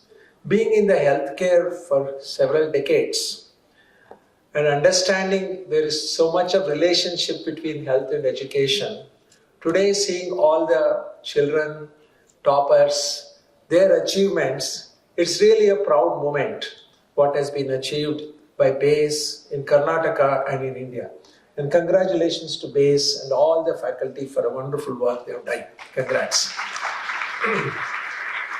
Having said that, as I was listening to this, I couldn't help but go back and think of myself as a medical student, reflecting on it, and I thought I will in the next few minutes share some of my own journey and what are the reflections from it and what is the message, maybe I can, the message take home, and also the challenges we face. A lot of things in life. After being 45 years in oncology, if somebody asks me, are you an expert in oncology? First thing I say is, no, I am not. Because every day we learn so much about the particular small branch like oncology. In life we learn a lot and nobody can be an expert. And here I think I like to quote one of the things from Greek philosopher, Socrates, a lot of you may know. He was, after he did his graduation in philosophy, we all think of philosophy as something we should learn in the books. He used to go around asking people in Greece, a woodcutter, a mason, a doctor maybe, a farmer, everything, why are you doing this? What are the things? And people thought he was a dumb man. Why is he coming and asking me all this? And one fine day, Oracle of Delphi chose him as the wisest person. People were shocked. Why did he choose him as? So went and asked him. He said, finally, I think oracle realized that I have realized how little I know in my life. So that way, whether it is medicine, whether it is any branch, as we explore deeper and deeper into it, we come to know how little we know. And one exploration here I want to place before you all as I, through my journey, and seek answers within yourselves as we go end of the day. What are the possible answers? When I left United States in 1975, at that time, obviously we didn't have any television. To get a phone itself was 3 years, a land phone. To get a car, like a Fiat car or a Herald car, was 3-4 years wait, and you had to really struggle. We all coming from a middle class family, we saw how it was. Even to get a fan was difficult. No affordability. There's so many issues. But suddenly, you pass your exam for going abroad, ECFMG it was called, a green card arrives home. You get a green card home at that time. So with the green card, there's nothing, you think you're invincible, you go abroad. As you went there, I began to realize as I reflected, what makes this country so great, United States? And what is problem in our India? This is the lingering doubt I had for the next 25 years. I couldn't come to a resolution. There it was, I trained in MD Anderson, which is one of the biggest cancer centers. I had an opportunity to stay there and practice and go into research on lung cancer. I was offered the top position of lung. But I decided, no, I want to be an entrepreneur, explore. Explore all these things, what happens, why. While I was on the verge of coming to India in 1979, Indian borders were very closed at that time. They were not encouraging private enterprise. And some of you may know that the interest rates were 20%. Private industry really did not exist at that time. Unlike today, like what Anand said, today is a totally different ballgame. At that time, it was all public, government. People always sought government employment. If you get an employment in the government, you're done for life, a bank or what, and banks were nationalized. So it was an era of internal era. People were internalizing and not looking at the world. And when you see United States, freedom, ability to do, but still something for me was missing. So having found that it was not possible to come to India because I was not welcome, particularly the ideas I had, I decided let me start something on my own there and learn the curve of starting a cancer center from scratch. Fortunately, outside of Chicago, I was able to start from scratch with a table and a desk. And to learn this, for the 6 months, I didn't even bill the patients because I didn't know how to bill. So with that, I learned what is billing, what is Medicare, what does that mean, how do you do. It's not like people give you, $10 and see the patient. It was not like that. Totally different. But within a short period of time, people started coming from 100-mile radius. And I became so busy seeing 150 patients a day.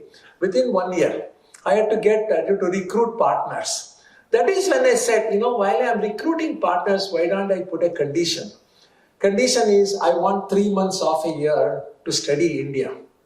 So that is in mid-80s, I did that. By the time I had come home and got married also. So both of us decided, let us spend 3 months a year exploring India.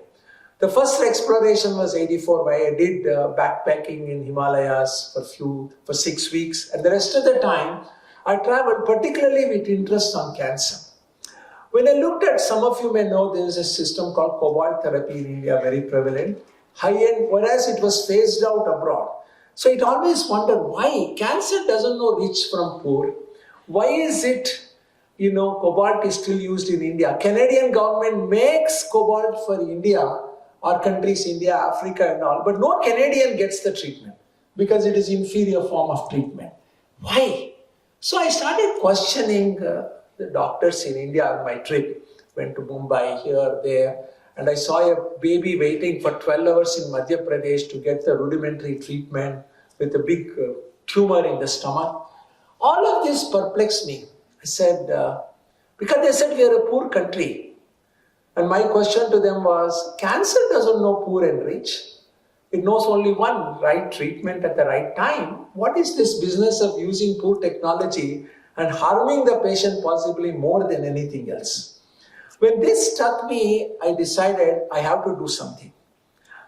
So somehow in the next few years started the first center called Bangalore Institute of Oncology to just learn as a pilot project. I always believe in data and private, and learning pilot projects. That is what I have done later on in rural programs and all. Collect the data, learn from it. What is the human behavior? So the amazing thing about the human behavior, when we bought in the first Linac, with a lot of struggle, 18% interest rate, I had to go to Germany to convince the board that give me at 5%. And they, it was very fortunate. They looked upon my scheme as, looks good, let us help you. And they gave me $8.5 million, literally interest-free, in early 2000. And with that brought in the first linear accelerator.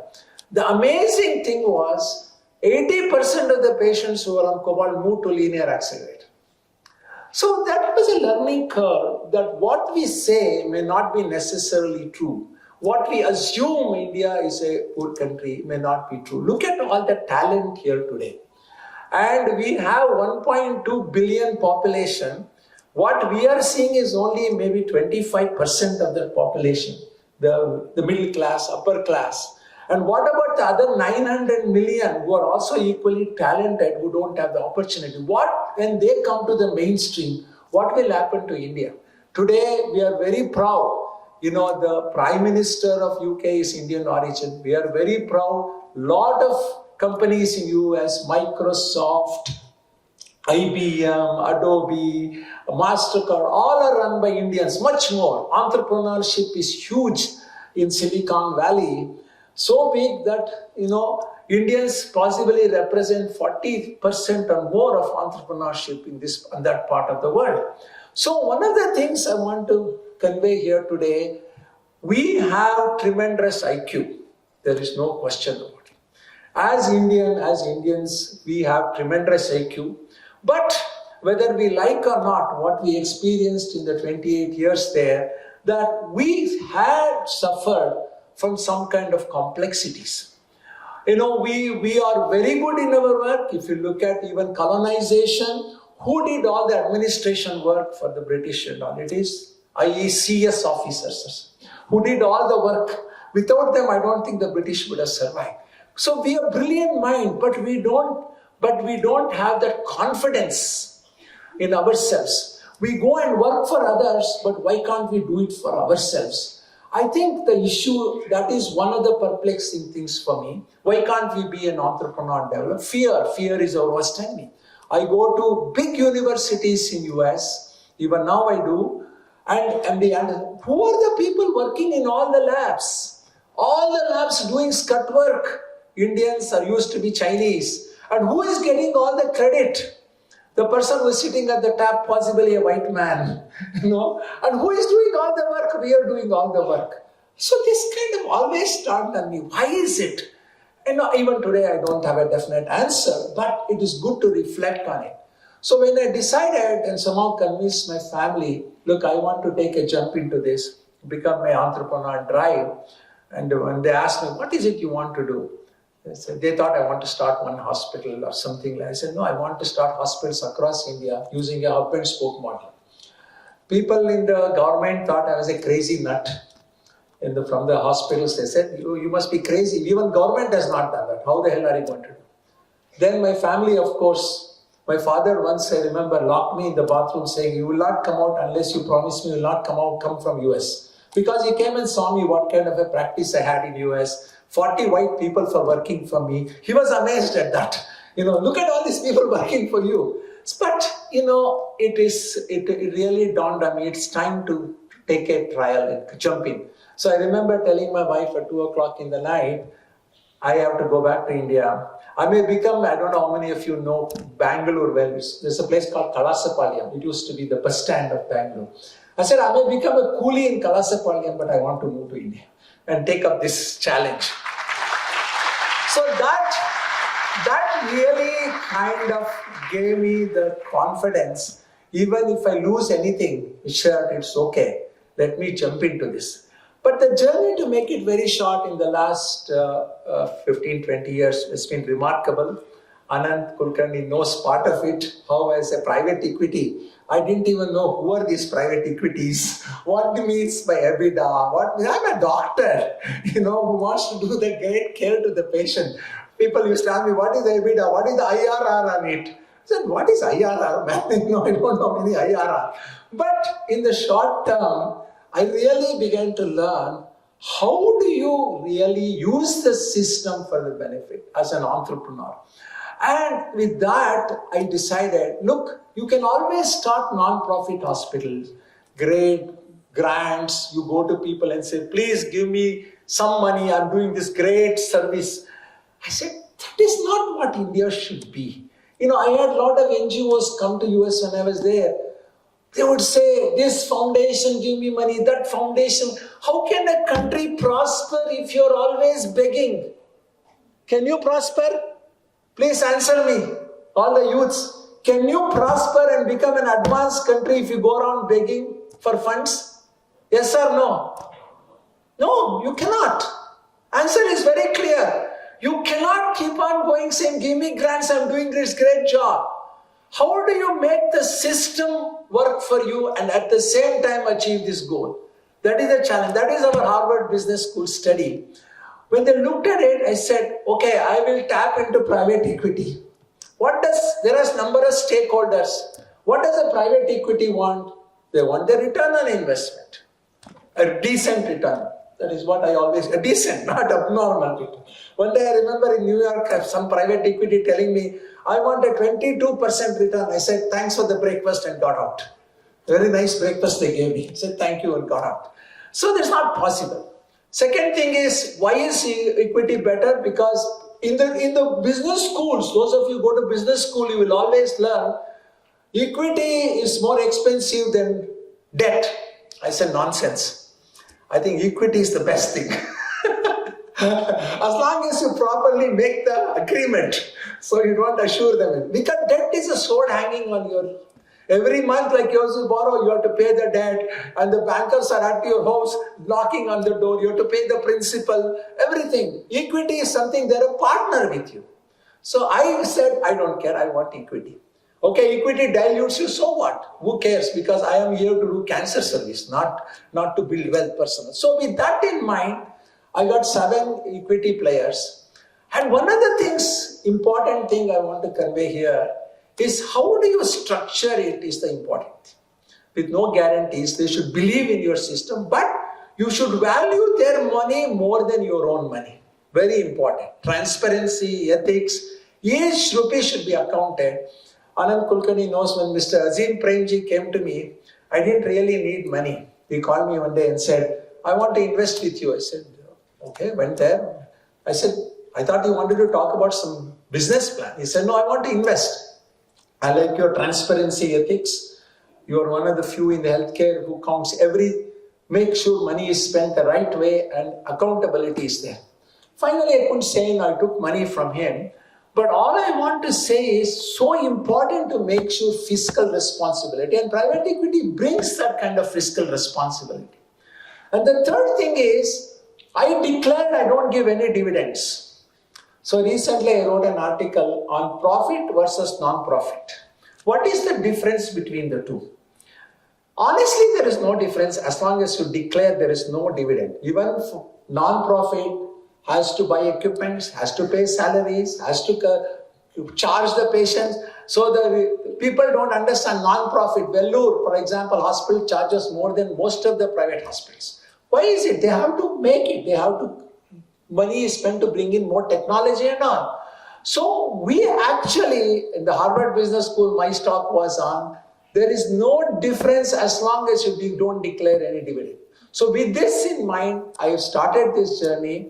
We are now listed company, but all I can say is, from a revenue of approximately 15-20 crores when we had private equity initially, today we have reached 1,600 crores, a market cap of 4,000. Because of this model. And also, how do you create a model where you want to buy a car? You want to buy a car. You are a car operator. Why should you own a car? The car manufacturer can give you a car. You can pay money for operating. This model was set up in US long time ago. In US, for example, you can go and buy a $60,000 car, pay $500 a month. After 3 years, they say, I don't want it, and get a new car.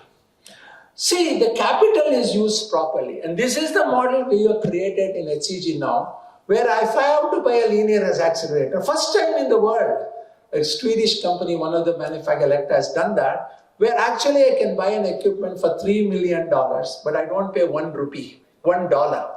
I tell, you are a partner, you install the unit, I operate, for each patient I pay you so much. So your capex comes down. So Indians are very good, we are very good innovative model. But, there is always a but. We are not in research. Today, earlier I was talking to Mr. Nagaraja and we were his research. I was excited because as Indians, one of the things we lack is research.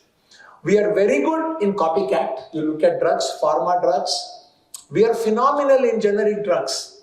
Somebody makes a new drug, I will copycat and make it here, whatever it is, very quickly. But do I make our own drug? No. When you ask them, why is it you don't do? Because it's too expensive, we can't. Why is it even companies like Infosys, Wipro don't do any research? They're all more like body shoppers because they don't want to spend the money. But no country can attract talent to stay here. Some of you may want to go abroad. Some of you, like said, I'm in research, ISC. Some of you want to go, a lot of you go abroad because we lack fundamental research in our own country. I heard a speaker, one of the universities, I was a guest at this annual ceremony, said, all of you study hard, everything, and go abroad. I said in my speech, Mr. Nagaraj, why they should go abroad? Why don't you encourage them to stay here? We went at a time because infra was not there, technology was not there, maybe even that is wrong. So when I decided to come back in 2003, I took 2 decisions. I said, the best thing I've done in my life is to come back to India after nearly such a long time. And also, I took my green card and gave it away in 2016 because I said, I don't need it anymore. Even though all my family are US citizens, I said, I don't need. Because I think India today has the greatest opportunity for you. Best in the world, having traveled all over the world. I can say that. It is for you to break the glass ceiling and make use of it. It is for you. It is in your hands. Instead of going and working for a company, Metaverse or, Google abroad, for you to do something here, entrepreneur, come up with ideas, develop it, it's phenomenal opportunity. If you say the bureaucracy is bad, corruption is there, we all fight. I ran my first hospital in Mysore for 1 year because I didn't bribe the electricity board on a generator. So, the shortcuts are not an answer. You have to take the right cut, right way to go and achieve it. If we sit in front of the corporation of city, our 6 towers are next to the corporation. Imagine the amount of bribe people will ask for everything. And imagine we have never given 1 rupee. If we go there at HCG, first in the corporation, people say, no, HCG, sunne sign mat kalsi, avrenu kodala. They don't bribe. See, this is what we have to do. The bribe is also payer and payee, both are responsible. And you cannot run away from the country also. I ran away, I am guilty of it. Come back, but we cannot run away. We have to stand here and say, okay, I'll fight you guys. What are the issues? That is why with our Antardhwani, how do we fight corruption? How do we fight nepotism? How do you know, are you aware we filed an RTI, 1 lakh crore of money meant for education in the central government has not been used. We filed a case in the Supreme Court, which has gone to Delhi High Court. Prashant Bhushan is our lawyer. Where is the money gone? Nobody knows. 1 lakh crores. They must have used it for something else, so they're not. So this is where activism plays a part. We have to become, if you want to really build India to an advanced country, which I think we should and we should be proud of. Our age is different. You're all youngsters, a lot of you. It is in your hands. If you want to do that, you have to take the bull by the horn and really look into. These are only few thoughts at a macro level. At the micro level, there are a lot more. Rural education, rural unemployment, Yesterday I was there in Gundulpet inaugurating a model village. Amazing people, amazing intelligence. Why are they deprived of all this education? Why? Why are they? Look at the rural education. We run a school. People who come to high school from government school don't even know 8 times 8 lot of times. How do you teach them? How do you do? Brilliant. IQs are equally. There is no deficiency in IQ. So these are all the challenges. I just wanted to show that what are the challenges we face. But we love challenges. When they told HCG cannot exist, HCG cannot, I love challenges. That is what made it happen. People said nobody in the world, by the way, has built 25 comprehensive cancer centers under one name. Nobody in the world. We are the only ones. So that shows nothing is impossible, gentlemen, ladies. I think it is time for you youngsters to wake up and the parents to support the children to see how we can take on this activism, understanding, and taking the right path, no shortcuts. Fear is our worst enemy. If we can, having that confidence in ourselves, we can certainly achieve. We have taken care of 20,000 women, rural women, who were, yesterday about 500 were there in the meeting. How beautifully they speak. Years ago, they couldn't come on the stage. Today, they can go and talk to 10,000 women, 10,000 people they can talk. So it shows nothing is impossible. Everything is possible. I would like to leave you with that thought that please keep reflecting that nothing is impossible. Once you internally reflect, once you think it's the right path, please take the path after reflection. And our conscience is our keeper. Whether there is God or not God, anything can be debated. But ultimately, our God is our conscience. Are we doing the right thing? With this, I would like to conclude, and thanks for having me. Thank you.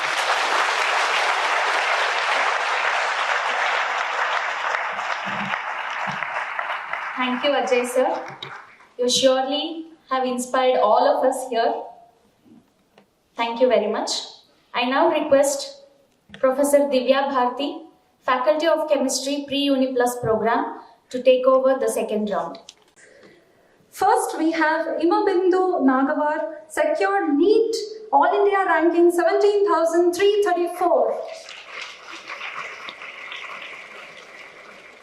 Keep up your applause, dear audience. Likita BS, secured NEET AIR 19,555.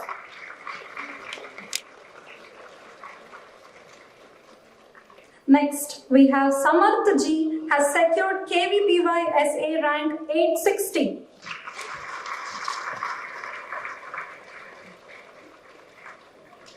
Next, we have Chavi Gupta, who has secured PU centums in the subject Physics, Chemistry, Mathematics, Computer Science and Sanskrit. Let's hear it for her, please.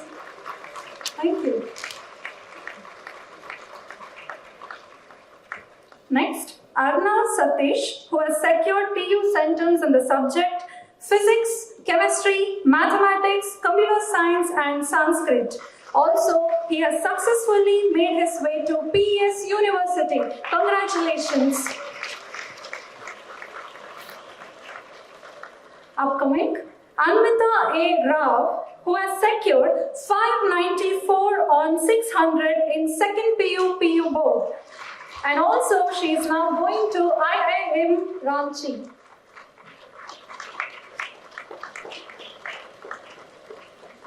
Next, cheer it up for Pratham Rao UN, who has secured CET Engineering ranking 1,399.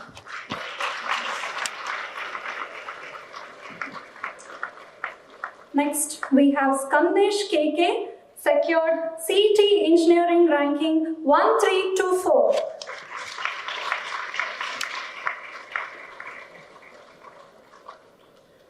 Dear audience, give it up for Rahitya Jairam, who has bagged CET ranking Engineering 907.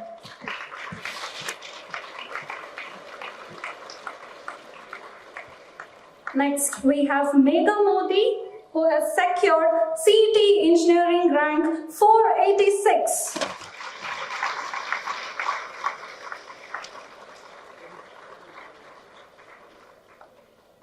Let's cheer up for Anagha Madhusudan, who has bagged CT Engineering rank 475, and also she has got her admissions in PES University.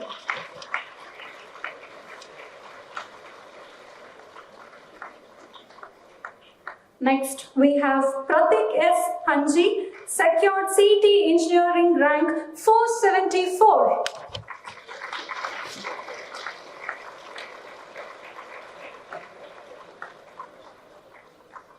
We have Vibha Koder, who has bagged CT Engineering rank 432, and she is now going to MS Ramaya Institute of Technology.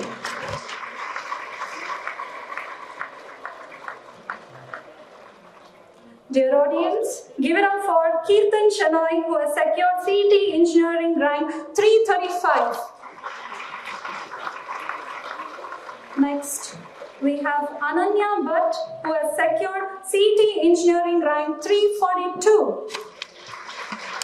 Dear audience, keep up your applause, please. Next, Lekha Bagalkot, who has bagged CT Engineering rank 323, and she is now going to RV College of Engineering. Congratulations. Upcoming, Manojit Bhatt secured CT Engineering rank 321.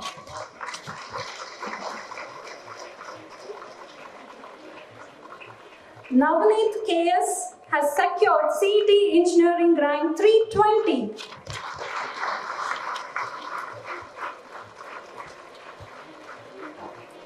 Next, we have Pramath KP, who has secured CT Engineering rank 319.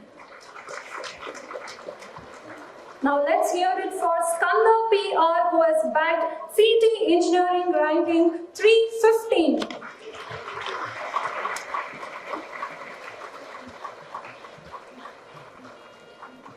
We have Anaga V, who has secured CT Engineering rank 249, and she is now going to PS University. Congratulations.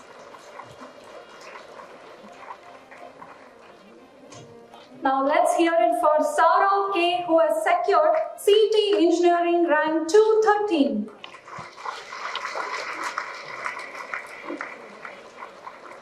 We also have Manaswini Simhadri Kavali, who has secured CT Engineering rank 180, and she is successful in making her way to RV College of Engineering. Dear audience, shower your love and blessings on all these achievers. Thank you dear dignitaries.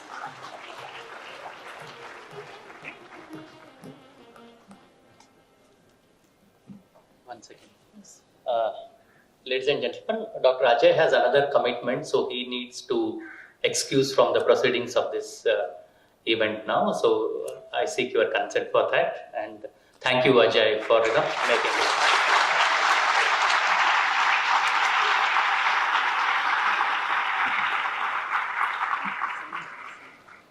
Thank you, Divya ma'am. I request the students of round 2 to come forward for a photo session.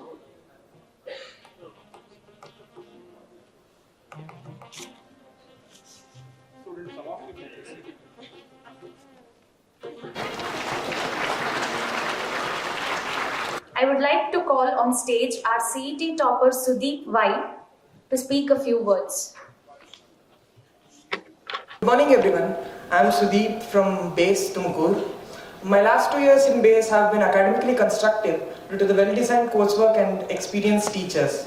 The regular cycles of tests, both in MCQ and board format, help me to keep my preparation level in check. The monthly CET tests helped me improve my speed, which was crucial in CET, and also provided a platform to compete against my peers and myself.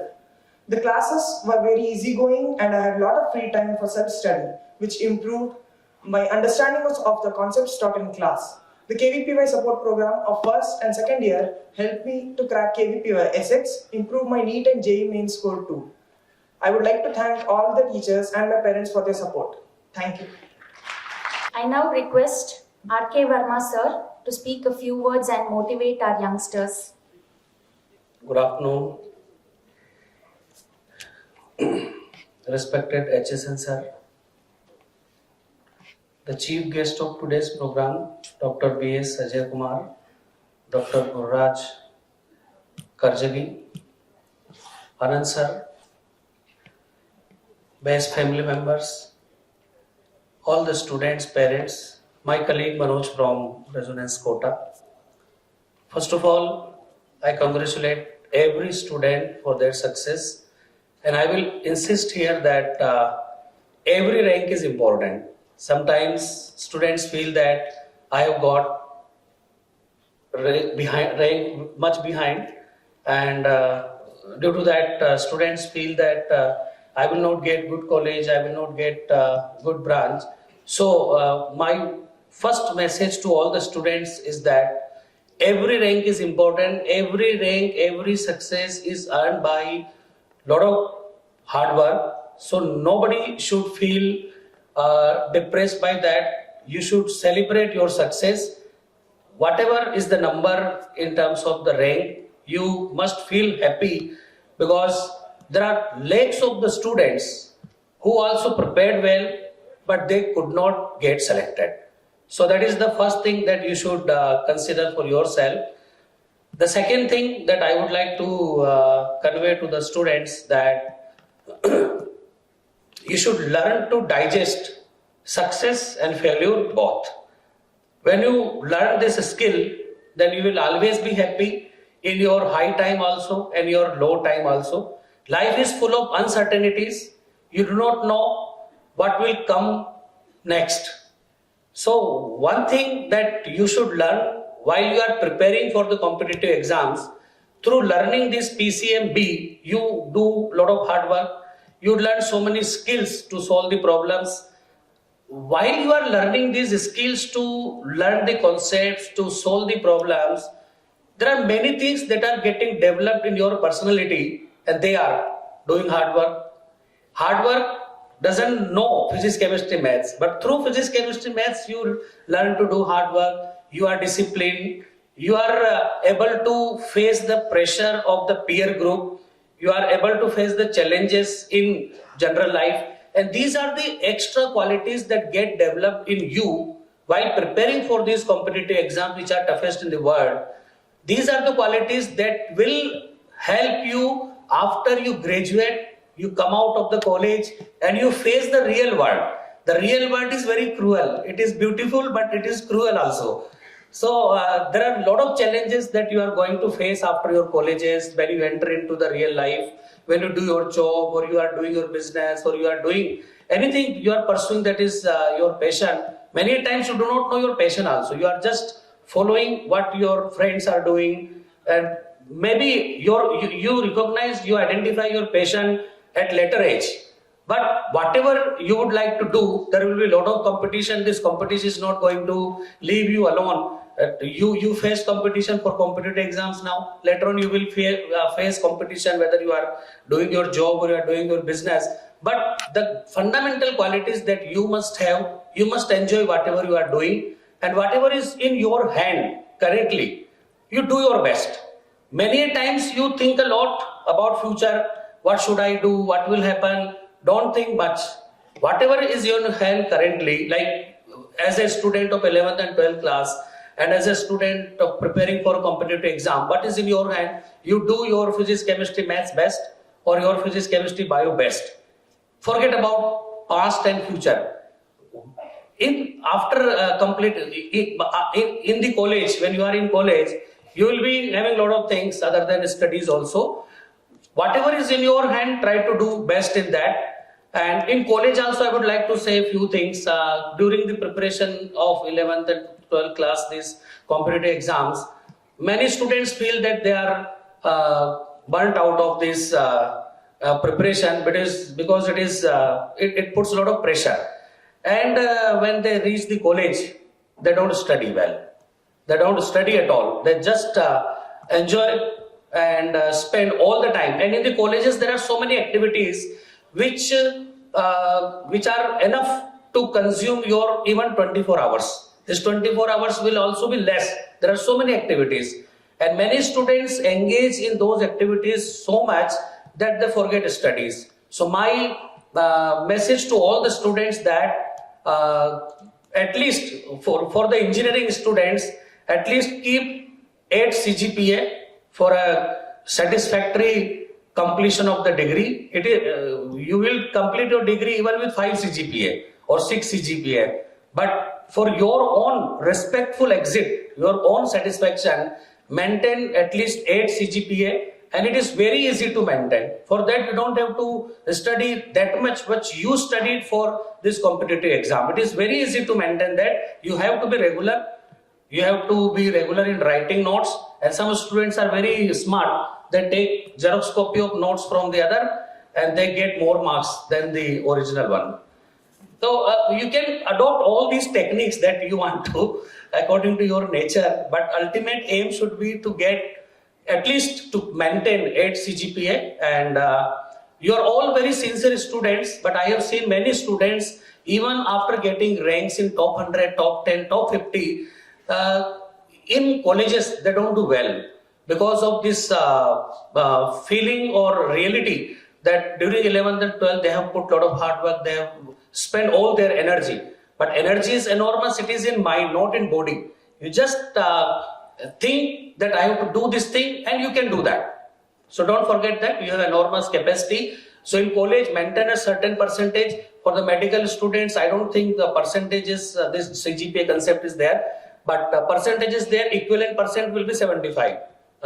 This 8 CGPA. So you should maintain this first class marks, and you can maintain that. For the doctors, it's difficult actually. For the studies are much difficult than the engineers. But everyone has to live with their dream. So you have to work accordingly. My another message to all of you will be that once you grow, you go to colleges, you have your own world. You have your own ideas of living life. You go abroad and you do so many things. And during this process of making yourself and making yourself progress in life, you forget many things. Many of the students even ignore their parents in their future life. Parents have a lot of dreams about their kids and they sacrifice so much. The students realize these sacrifices and they see these sacrifices and they admire these sacrifices, recognize these sacrifices when they are living with them up to 12th class. But when they go to colleges, they have their own life and they have their own peer groups and they learn so many things and they other things which are not useful in life also. So my one take, because I come from Kota and in Kota I have seen so many parents having, let's say, 2 kids, both got selected in IIT, they went to US and they do not come for years. So many times I feel that why I taught these students. Because ultimately your career is also important, but taking care of your parents, your own parents is also a very important thing. So my message to all the students that whatever you become, wherever you, whatever you aspire for, but never ignore people in your life who have made you, whether they are your parents, they are your sisters, brothers. Any upliftment in your life is for them only, for you also. But if you do take care of themselves, your life will be much happier than you can think. So that is the another thing that I want to convey. I think the earlier speakers have spoken so well. I want to convey my feelings through a song, Ruk Jana Nahi Tu Kahin Haar Ke. Or the first line itself is a very motivating line, and I keep singing this song wherever this type of functions are there. Can you please the karaoke? Yeah.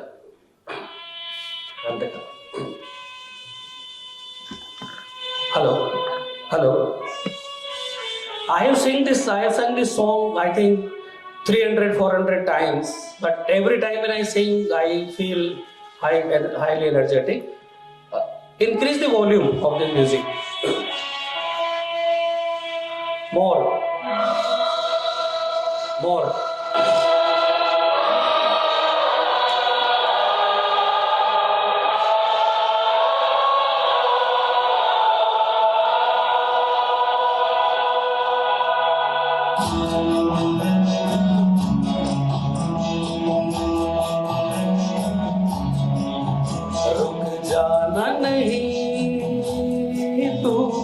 हार के कांटों पे चल के मिलेंगे साए पार के रुक जाना नहीं तू कहीं हार के कांटों पे चल के मिलेंगे साए पार के ओ राही ओ राही ओ राही ओ राही ओ राही ओ राही ओ राही ओ राही. And as HSM sir said and Dr. Sam said that India has a lot of opportunities. So there is no need to think of going out abroad. There are a lot of things here. सूरज देख रुक गया है तेरे आगे झुक गया है सूरज देख रुक गया है तेरे आगे झुक गया है जब कभी ऐसे कोई मस्ताना निकले अपनी धुन में दीवाना शाम सुहानी बन जाते हैं दिन इंतजार के ओ राही ओ राही ओ राही ओ राही रुक जाना नहीं तू कहीं हार के कांटों पे चल के मिलेंगे साए पार के ओ राही ओ राही ओ राही ओ राही ओ राही ओ राही ओ राही ओ राही.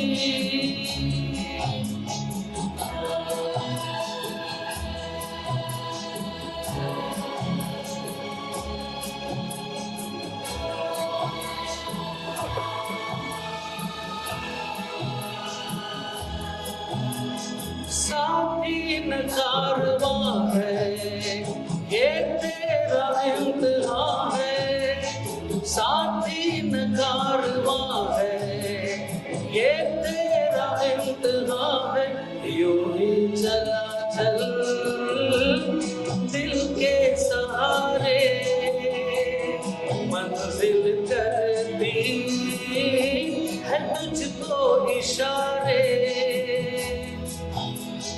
देख कहीं कोई रोक नहीं ले तुझको पुकार के ओ राही ओ राही ओ राही ओ राही रुक जाना नहीं तू कहीं हार के कांटों पे चल के मिलेंगे साए बाहर के ओ राही ओ राही ओ राही ओ राही ओ राही ओ राही ओ राही ओ राही.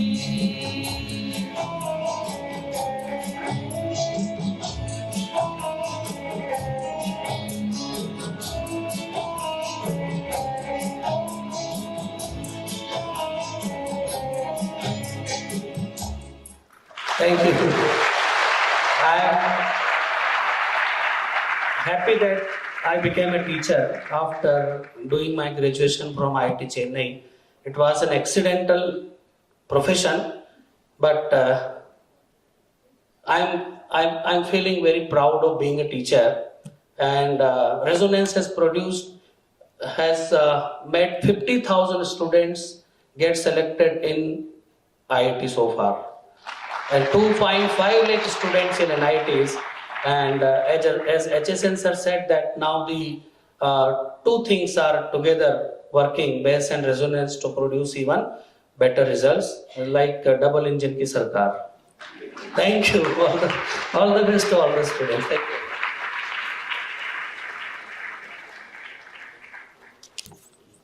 Thank you very much, sir. Also, of course, for such a meaningful song. We also have with us students from Rashtrottana Tapas and Rukmini ma'am from Rashtrottana Parishad. I request Rukmini ma'am and a few students to come on stage. I also request the video of Tapas to be played. See, normally we have all seen, right? We have, women. I think Banni, Tapasnar Banni. Will have, 2 children, 3 children, 4 children. But here is a lady who is a mother of 300 plus students. Like every year, she is literally amma to these kids. She takes care of all their needs, especially the emotional needs. When these kids, they come from rural background, they come all the way to Bangalore, stay in a hostel and going through rigorous drill of IIT training. She takes really care of them. So that's why we all joke, prati varsha nimge 30 makkalu bartare antando. So she is mother of 300. Rukmini ma'am, who is the project in charge of Tapas. I, on behalf of BASE and everyone, really grateful to Rashtrottana. I also request Vasanji, the principal of Rashtrottana Vidya Kendra, also to come on the stage. So BASE is really indebted for Rashtrottana for doing this project and associating us with this project, and we're really proud. And let me tell you a small secret. Whenever the results are announced, the ranks are announced, every teacher first asks, Tapasal ಹೆಂಗ್ ಮಾಡಿದಾರೆ ಮಕ್ಕಳು, ಸಾಧನದಲ್ಲಿ ಹೆಂಗ್ ಮಾಡಿದಾರೆ, what is the best rank there ಅಂತಂದು. ಆಮೇಲೆ time table ಅಲ್ಲಿ, like normally whenever we keep shuffling the timetables, as we keep rotating the teachers to various campuses. So it becomes very difficult to convince a teacher to give up Tapas and go elsewhere, because everyone is fond of going to Tapas and teaching these kids.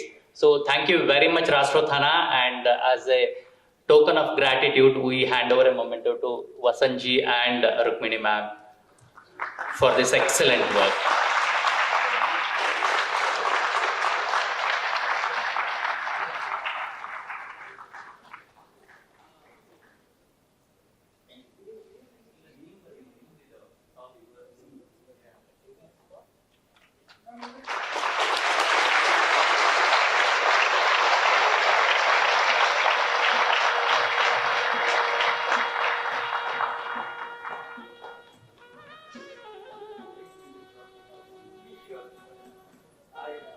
Breaking the protocol, I take a minute for these people.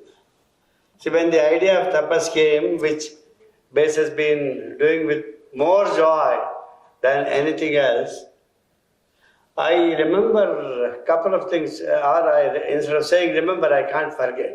They're so deep rooted. ಈ 100,000 ಮಕ್ಕಳು test ಬರೀತಾರೆ. ಮೊದಲೆಲ್ಲ ಇವ್ರಿಗೆ ಸಮಾಚಾರ ತಲುಪಿಸೋದೇ ಕಷ್ಟ. ಈ ಥರದೊಂದು ಅವಕಾಶ ಇದೆ, ಬನ್ನಿ, ಮಕ್ಕಳಿಗೆ ವಿದ್ಯಾಭ್ಯಾಸ ಉಚಿತ, ಊಟ ತಿಂಡಿ ಇದೆಲ್ಲ ನೋಡ್ಕೋತೀವಿ. ನಿಮ್ಮ ಮನೆಗಿಂತ ಕಾರಣಾಂತರಗಳಿಂದ, ಸಾಮಾಜಿಕ ಪರಿಸ್ಥಿತಿಯಿಂದ ಅವ್ರ ಮನೇಲೇನು ಆ ಸಂತೋಷದ ಬಗ್ಗೆ ನಾನು ಮಾತಾಡಲ್ಲ, ಸೌಕರ್ಯಗಳ ಬಗ್ಗೆ, ಮನೆಗಿಂತ ಇಲ್ಲಿ ಸರಿಯಾಗಿ ನೋಡ್ಕೋತೀವಿ ಅಂತ ಒಂದು ಉದ್ದೇಶ ಕೊಟ್ಟಾಗ ಹೆಚ್ಚು ಮಕ್ಕಳು ಬರ್ತಾ ಇರಲಿಲ್ಲ. ಇವರುಗಳೇ ಹೋಗಿ, ರುಕ್ಮಿಣಿ ಮತ್ತೆ ಇನ್ನು ಅವರ ಸ್ಟಾಫು ಹಳ್ಳಿಗೆ, ಅವ್ರಿಗೆ ಬಸ್ ಇಲ್ಲ, ಒಂದು 4 ವೀಲರ್ ಹೋಗೋಕೆ ಸಾಧ್ಯ ಇಲ್ಲ ಅಂತ ಊರುಗಳಿಗೆ ಕಾಲ್ನಡಿಗೆಯಲ್ಲಿ 4-6 ಮೈಲಿ ಅಥವಾ 8-10 ಮೈಲಿ ನಡ್ಕೊಂಡೋಗಿ ಅವ್ರ ಪರಿಸ್ಥಿತಿ ಇದೆ ಏನು ಹೇಗಿದೆ ಅಂತ ನೋಡ್ಕೊಂಡು ಬರೋದ್ರ ಜೊತೆಗೆ, ಅದಾದ್ಮೇಲೆ ಒಂದು 2,000, 3,000, 4,000 ಮಕ್ಕಳು ಬಂದ್ರೆ 40 ಜನ ಹೇಗೆ ಸೆಲೆಕ್ಟ್ ಮಾಡೋದು? ತುಂಬಾ very painful kind of thing. ಆದ್ರೆ ಯಾವುದೋ ಒಂದು 2 ಸ್ಟಿಕ್ ಬೇಕೇ ಬೇಕು, ಅದನ್ನೆಲ್ಲ ಇಟ್ಕೊಂಡು ಮಾಡಿದ್ಮೇಲೆ ಒಂದು ಮೀಟಿಂಗ್ ಆಗ್ತಾ ಇತ್ತು. ಸಾಧಾರಣ ಒಂದು 100 ಲಿಸ್ಟ್ ಮಾಡ್ಕೊಂಡು ಆ 100ರಲ್ಲಿ 40 ಮಕ್ಕಳನ್ನ ಸೆಲೆಕ್ಟ್ ಮಾಡಬೇಕು. ಒಮ್ಮೊಮ್ಮೆ ನಾವು ಕೂತ್ಕೊಂಡು ಇದನ್ನ ತೀರ್ಮಾನ ಮಾಡ್ಬೇಕಾದ್ರೆ ಯಾವುದೋ ಒಂದು 1 ಮಾರ್ಕ್ ಹೆಚ್ಚು ಕಡಿಮೆ ಆದ್ರೆ, ಸರ್ ಅವ್ರ ಮನೆಯಲ್ಲಿ ಒಬ್ರು ಒಳಗಡೆ ಹೋದ್ರೆ ಒಬ್ರು ಈಚೆಗೆ ಬರ್ಬೇಕು ಸರ್, ಇಬ್ರು ಮಲಕೊಳ್ಳೋ ಜಾಗ ಇಲ್ಲ ಸರ್, ಗುಡಿಸ್ಲಲ್ಲಿ ಇದ್ದಾರೆ ಸರ್ ಅಂತ ಕಣ್ಣಲ್ಲಿ ನೀರು ಹಾಕೊಳ್ಳೋದು ಅನ್ನೋದು ತುಂಬಾ ಅಬಾಡಿಕೆ ಮಾತು. ಹೃದಯ ಚುಚ್ಚೋ ಅಂತ ನೋವಾಗ್ತಾ ಇತ್ತು. ಅದಕ್ಕೆ ಕಾರಣ ನಮಗೆಲ್ಲ ಅಂದ್ರೆ ನಿಜವಾದ ಬಡತನ ಎಲ್ಲಿದೆ ಅಂತ ಅರ್ಥ ಮಾಡ್ಕೊಳ್ಳೋದಕ್ಕೆ ರುಕ್ಮಿಣಿ ಮತ್ತು ಅವರ ತಂಡ ಕಾರಣ. ಹಲವಾರು ಸರಿ ಸರ್ ಆ ಹುಡುಗ ಮಾಡೇ ಮಾಡ್ತಾನೆ ಸರ್, ಅವನಿಗೆ ಸೀಟ್ ಕೊಡಬೇಕು ಸರ್, ನೀವು ಯಾಕೆ ಸರ್ ಕೊಡೋದಿಲ್ಲ, ನೀವು ಇದೊಬ್ಬನ ಎಕ್ಸ್ಟ್ರಾ ತಗೊಳ್ಳಿ ಸರ್, 40 ಬದಲು 45 ತಗೊಳ್ಳಿ ಸರ್. ಅಂದರೆ ಆ ಮಕ್ಕಳ ಭವಿಷ್ಯದ ಬಗ್ಗೆ ಒಬ್ಬ ತಾಯಿ ತನ್ನ ಮಗುಗೆ ತನ್ನ ಜೀವನ ಸ್ಯಾಕ್ರಿಫೈಸ್ ಮಾಡಕ್ಕೆ ಸಿದ್ಧ ಅಲ್ವಾ, ಅಂತಹ ಪ್ರಕ್ರಿಯೆ ಆ ತಪಸ್ಸಿನಲ್ಲಿ ಬಂದಿದೆ. ಆ ಸಂಸ್ಕಾರ ಈ ದೇಶದ ನಿಜವಾದ ಒಂದು ಸಂಸ್ಕೃತಿ ಅದು. ಯಾಕೆಂದ್ರೆ ಕರೋನಾ ಟೈಮಲ್ಲಿ ಮತ್ತೆ ಇವರು ವಾಪಸ್ ಊರುಗಳಿಗೆ ಹೋದಾಗ ಬೇಕಾದಷ್ಟು ಜನ, ನಮ್ಮ ದೇಶದಷ್ಟು ಪಾಪ್ಯುಲೇಷನ್ಗೆ ಪ್ರಾಬ್ಲಿ ಊಟ ಹಾಕೋದು ಎಷ್ಟು ಕಷ್ಟ ಅಂತ ಎಲ್ರಿಗೂ ಗೊತ್ತಿದೆ. ಇಡೀ ವಿಶ್ವ ಅನ್ಕೊಂಡಿದ್ರು ಭಾರತ ಇವಾಗ ಸರ್ವನಾಶವಾಗತ್ತೆ ಅಂತ. ಆದ್ರೆ ಹಳ್ಳಿಗಳಿಗೆ ಹೋಗ್ಬೇಕಾದ್ರೆ ಲೇಬರು ನಡ್ಕೊಂಡು ಹೋದ್ರಲ್ಲ, ಊರ್ ಬಾಗಿಲುಗಳಲ್ಲಿ ಅಡಿಗೆ ಮಾಡಿ ಇಟ್ಕೊಂಡು ಊಟ ಹಾಕಿದ್ದಾರೆ. ಆ ಸಂಸ್ಕೃತಿ ಈ ದೇಶಕ್ಕೆ ಮಾತ್ರ ಸಾಧ್ಯ.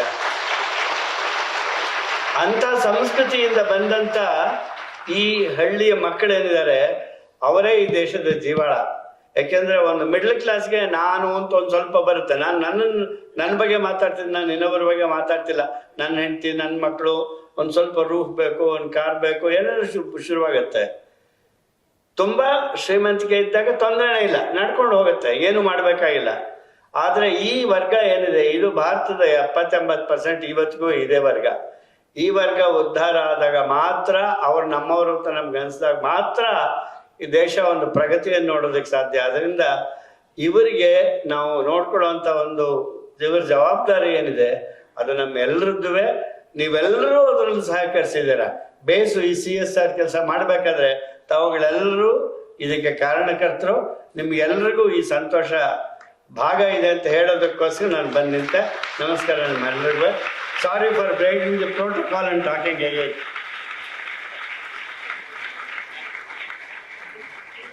Thank you, sir. Thank you, dignitaries. I now request all of you to come forward for a photo session.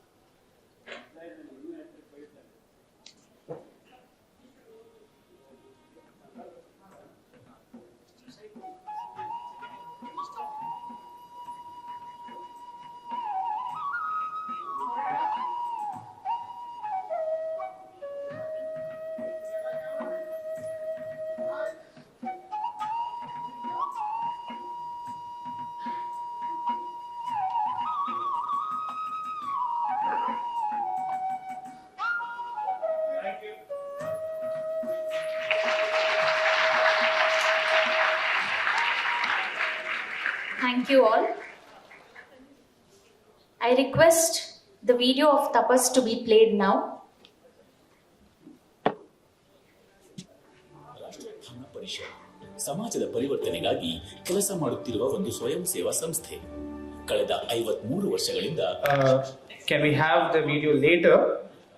We have amidst us Sri Hanumaya, Secretary of Karnataka Hindi Prachara Samiti, with whom BASE has tied up for a PU college in Jayanagar.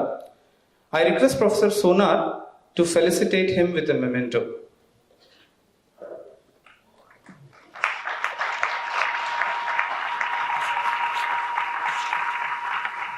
Thank you, sir. We also have Sri Ajaikumar, former Deputy Director of PU Board North Zone. I request Professor AVS to felicitate him with a memento.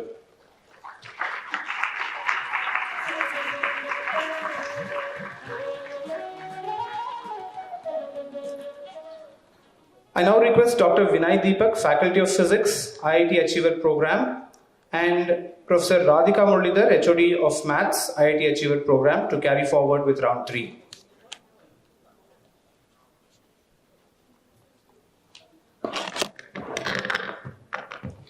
Hello once again. This is a happy time for all of us. Let's rejoice in our students' achievements. So let us celebrate our students' hard work and dedication by giving them a big round of applause. And I request the dignitaries on stage to do the honors. Let me call upon Adruta Prakash. She is a CET ranker of 461. Please give her a big round of applause. Next, Dhanush V. JEE Advanced 3962. Sudanwa Bhatt.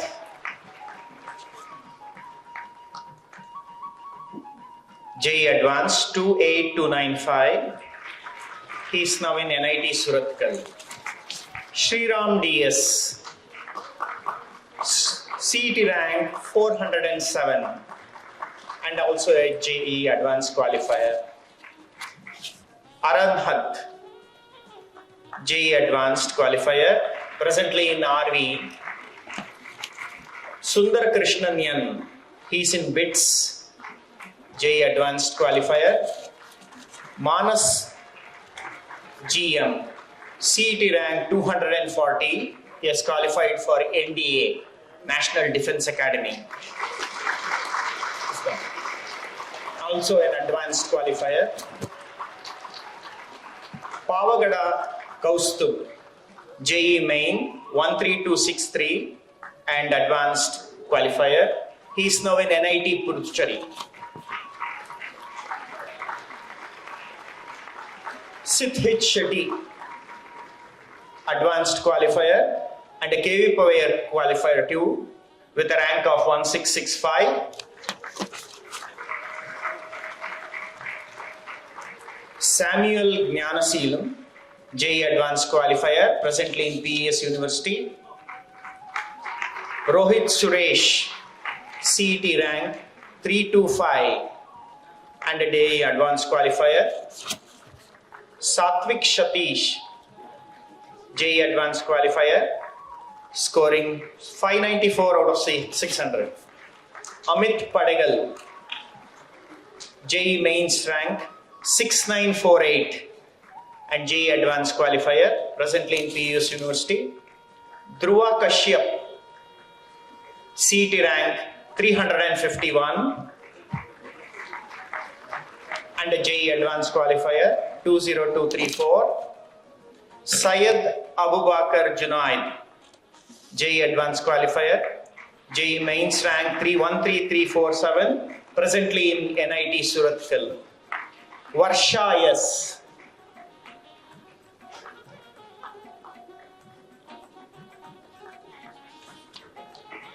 Varsha S, CET rank 472, JEE Advanced qualifier 2.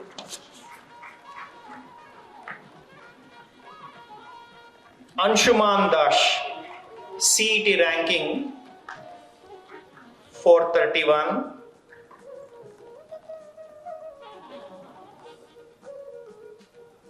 JEE Advanced rank 15888. Smruti Bhatt, JEE Advanced qualifier, AR 13602, JEE Mains 4868.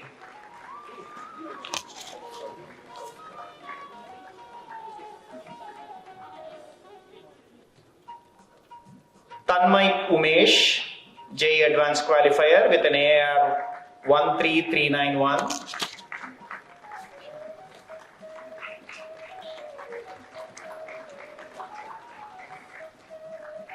Chirag MV, JEE Mains AR 9017, JEE Advanced qualifier 12296.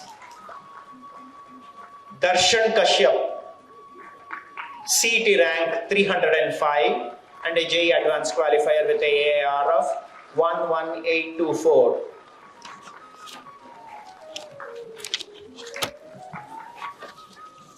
Thank you. May I now request RM ma'am to continue.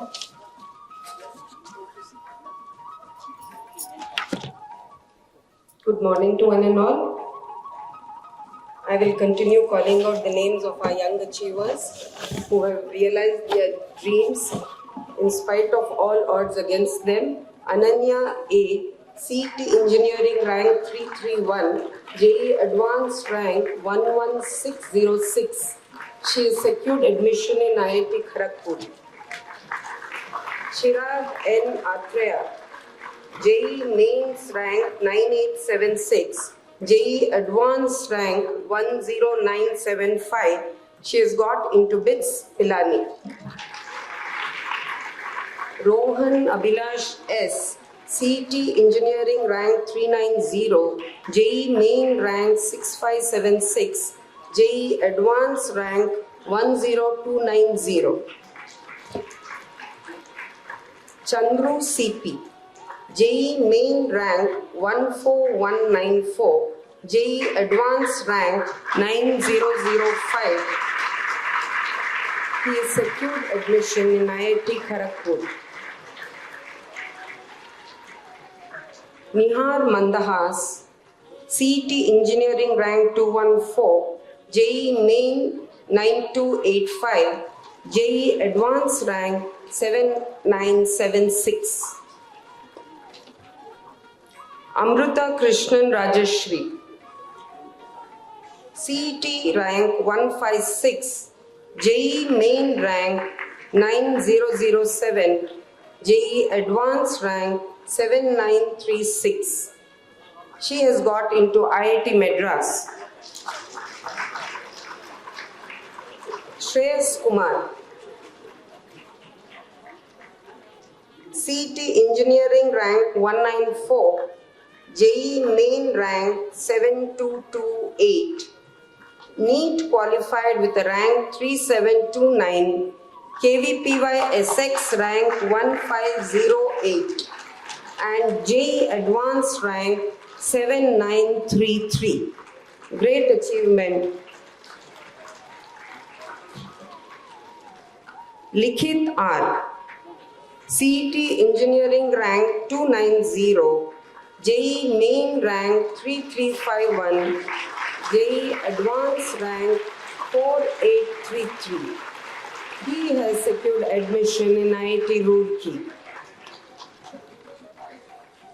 Sheikh Amin Ansari, CET Engineering rank 168, JEE Main rank 9608, NEET rank 4663, JEE Advanced rank 3669. Pranav Hegare, CET Engineering rank 155, JEE Main rank 4661, JEE Advanced rank 2957 and he has joined IIT Bombay. Uma Mahesh PC, CET Engineering ranks 177, JEE Main rank 2264, JEE Advanced rank 2707. He is secured admission in IIT Indore. Suman Javaji, CET Engineering rank 100, JEE Main rank 4151, JEE Advanced rank 2227. He has got into BITS Pilani.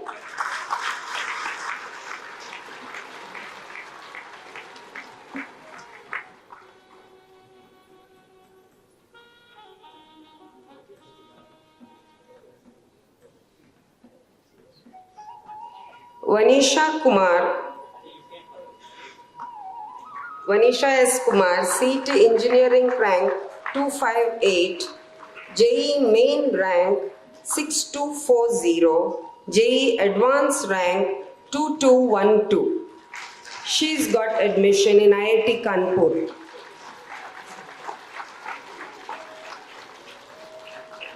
Bharat N, CET Engineering rank 164, JEE Main rank 3979, JEE Advanced rank 2080. He has joined NIT Suratkal. Sujay Vivek, CET Engineering rank 241, JEE Main rank 4309, JEE Advanced rank 1951. Vasant Kumar K. CET Engineering rank 405, JEE Main rank 2830, JEE Advanced rank 1687. He is a KVPY Essex Scholar rank 1627. Thank you.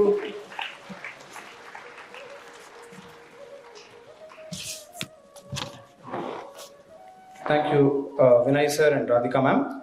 I now request the students and their parents to come forward for a photo shoot. Can we make it a bit fast? Please come.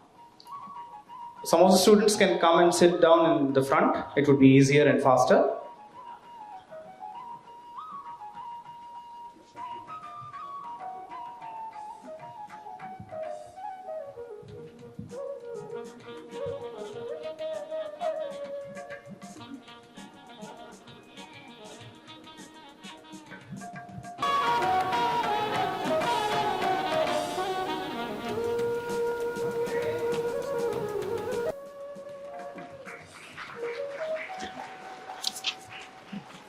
Thank you. Thank you, everyone.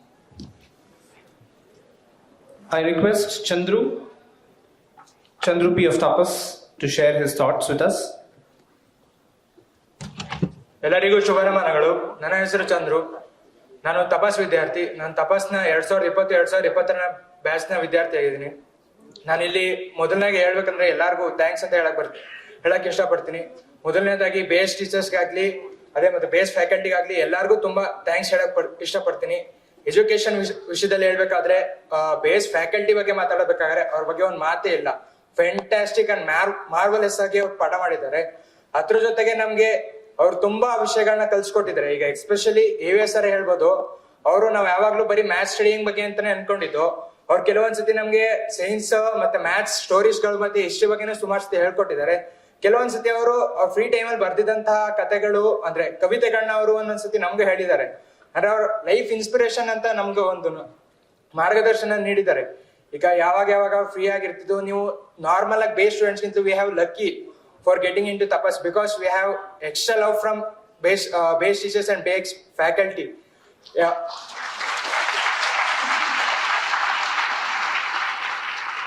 And teachers has dedicated lot to us and in extra times they or extra time ಅಲ್ಲಿ ಬಂದು ನಮ್ಗೆ ರಾತ್ರಿ 9 ಗಂಟೆ ತನಕ class ಮಾಡಿದ್ದಾರೆ, 11 ಗಂಟೆ ತನಕ ಕಥೆಗಳನ್ನ ಹೇಳಿದ್ದಾರೆ. ಈ ತರ ಆಪರ್ಚುನಿಟಿ ಸಿಗಕ್ಕೆ ನನ್ಗೆ ಮತ್ತೆ ನನ್ನ ಅಷ್ಟು ಜನ ಫ್ರೆಂಡ್ಸ್ ಗಳಿಗೆ ತುಂಬಾ ಅದೃಷ್ಟ ಪಡೆದಿದ್ದೀರಿ.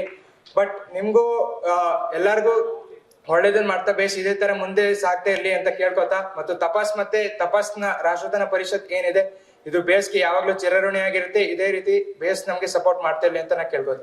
ಥ್ಯಾಂಕ್ಸ್. ಧನ್ಯವಾದಗಳು. Thank you, Chandru.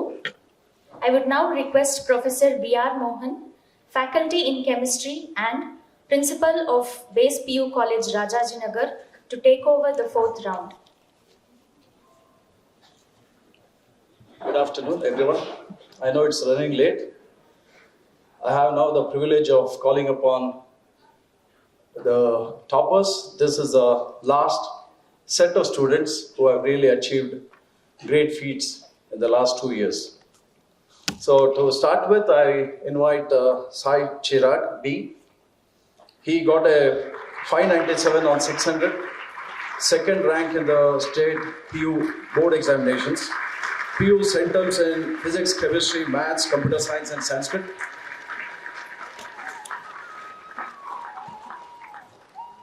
Simran Shesharao, she is not here, she has actually joined BITS Hyderabad. Her parents are joining us today. She got rank number 1 in state PU board, 598 on 600. PU centers in physics, chemistry, maths, computer science and Sanskrit.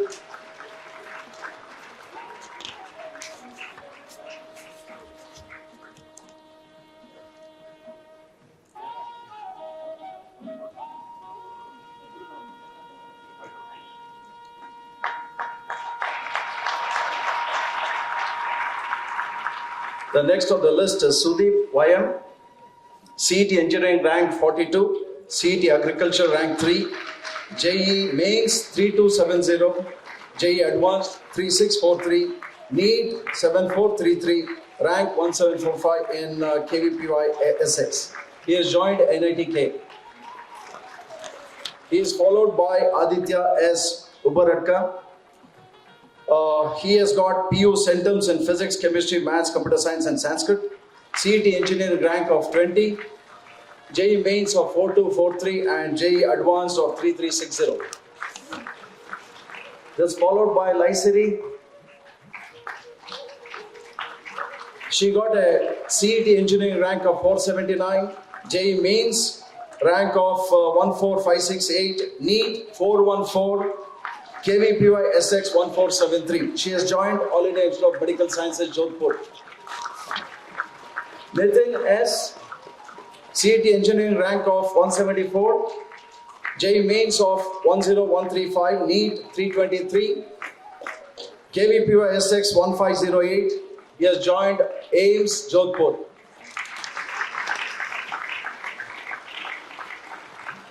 Shashwat Singh Ranka.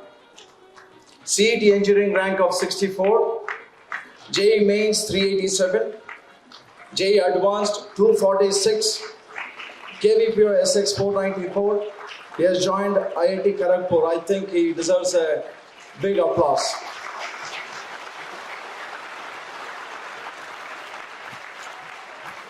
I now call upon Brajesh Vinodar Shetty, CET Engineering 140, CET BNYS rank number 2, CET Agri rank number 9, CET Veterinary rank number 6, NEET All India rank of 13.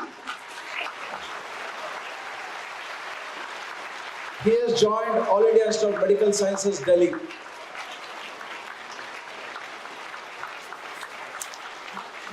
Congratulations everyone. I think I call them to come for a photo shoot here.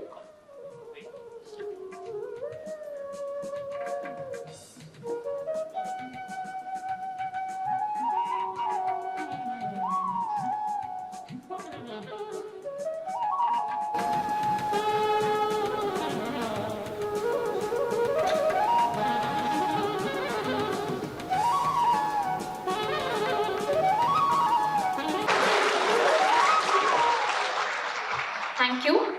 I request Shashwat Ranka and Rajesh Shetty to stay back on the stage. I now request Shashwat Ranka and his parent to speak a few words. Good morning to all my parents, friends, teachers, and respected dignitaries. My past 2.5 year journey with BASE has been some of the most enjoyable, and I personally would like to thank every teacher that's taught me any subject. Every teacher had something to teach me. Anurag sir, Ashwani sir, some of them have left BASE already. Babu sir, Fazil sir. I thank everyone. They taught me a lot. They mentored me. The BASE has the environment and BASE has an environment and culture that just makes every moment in BASE, studying outside BASE, it just makes it so fun. My friends for being there with me, many of them have also taught me things. Sumant taught me chemistry a lot. But I would mostly like to thank my parents, my father and mother. They've been with me for the entire time. They've been with me at my lows, and now they're with me at my highs. Thank you.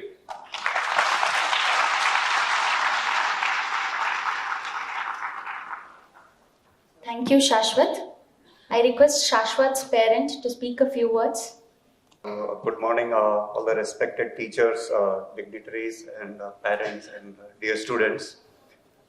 It's an honor to come here, and I would like to thank BASE for all the education which they have imparted.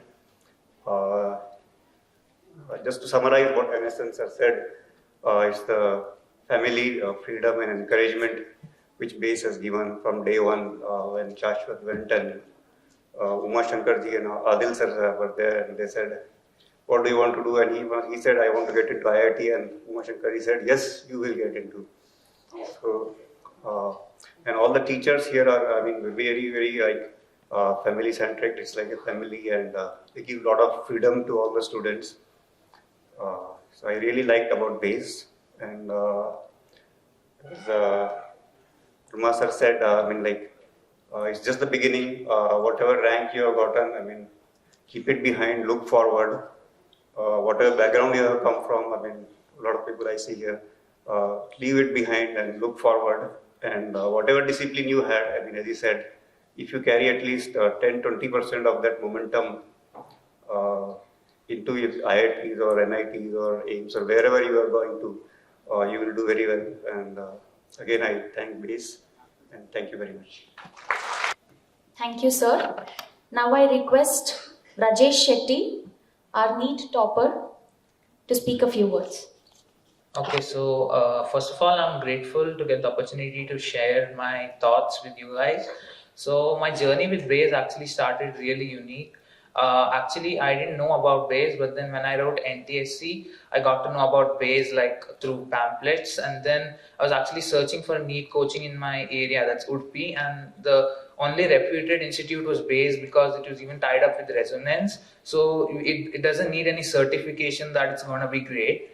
And moreover, the support system I received at BASE Udupi was like really great, and there are some of the guys here like Shrikar sir and Ram Prasad sir. So Shrikar sir is like more of a friend to me, and whenever I find any problem, I always say him, and he makes sure that it's done. Like if the test timings are odd, I request him to change the test timings, and as soon as I put the request to him, he approves it. And similarly, Ram Prasad sir with his counseling sessions, which used to happen once a month almost, he actually is very jovial person, and like he gives us a lot of advice in the form of jokes, and I can't forget many of them, and I'm sure those counseling advices are going to help me in college also. And apart from that, it's really a great opportunity for me to speak over here, and I'm grateful grateful to BASE because I've secured this great rank, and I'm going to join my dream medical college, that is AIMS Delhi, and I'm obviously very grateful, and I thank you for this opportunity. Thank you. Thank you, Rajesh.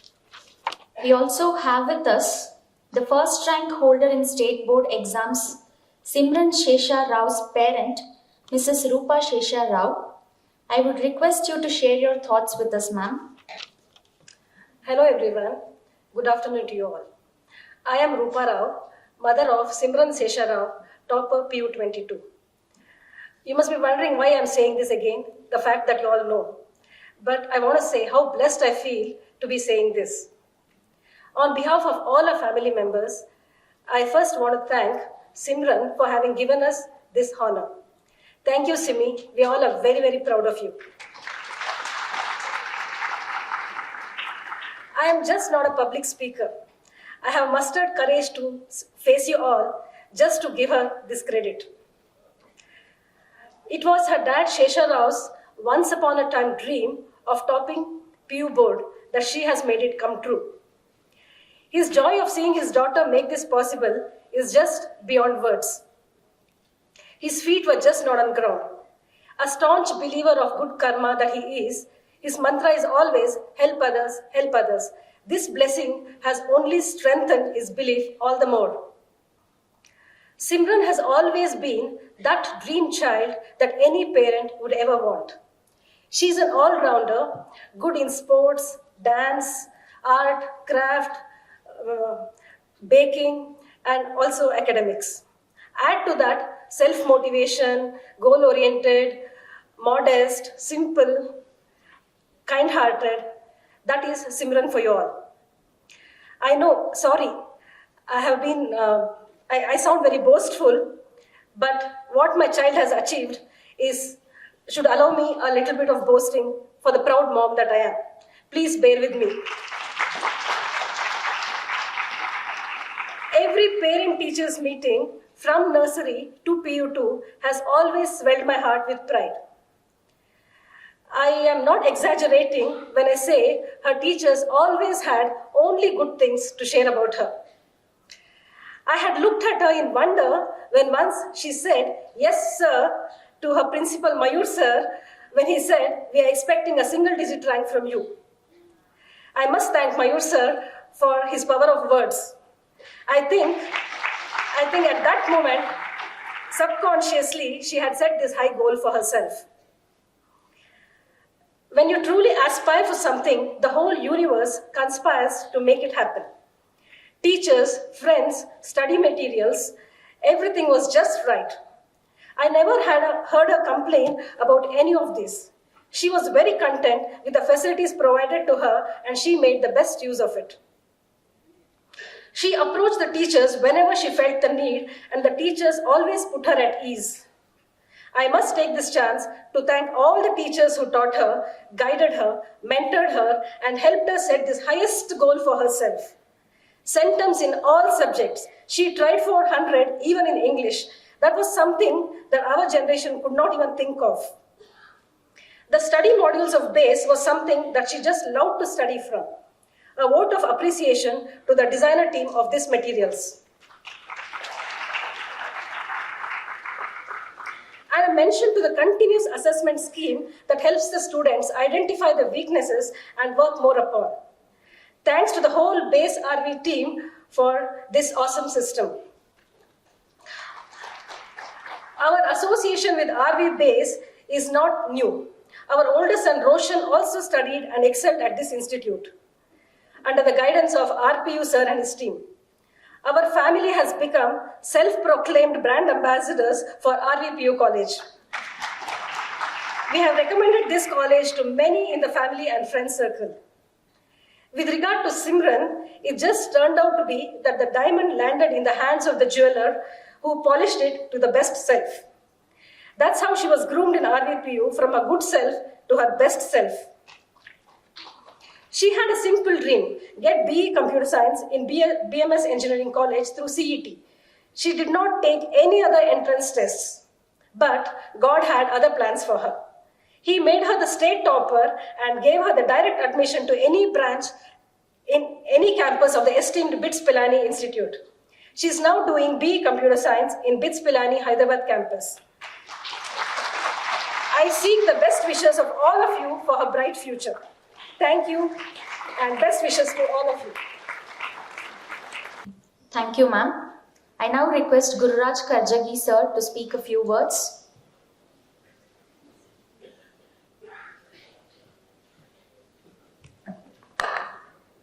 At the outset, my pranams to all of you. We started at 10 o'clock. It is 1:30. In the last 3.5 hours, our health has improved. It is said that when you clap, blood circulation is better in the body and the health improves, and we have done remarkably well in the last 3.5 hours. While encouraging the young achievers for what they have done, I would like to congratulate all of them. You have done wonderfully well.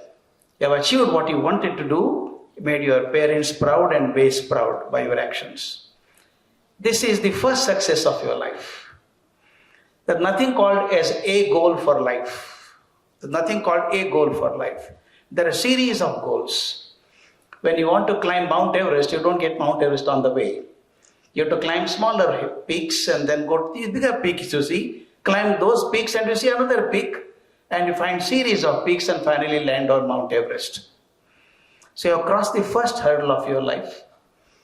Do well in the next course that you opted for, the 4-year or the 5-year program that you accepted. Do well in that. Why I'm saying is I agree with what Mr. Verma said. I've been doing a lot of teacher training for IIT Chennai, IIT Madras as it is called, placed in Chennai, and IIT Delhi. I've done training program for the faculty of those institutes.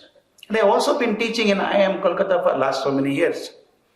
I have seen there and the professors telling me, these young boys and girls come there with a kind of an euphoria that you have done so well and join the course and suddenly start relaxing. Don't relax. At your age, you can't relax. Because it's only the first peak you have climbed, is not the ultimate aim of your life. It is the first step. There are many more steps.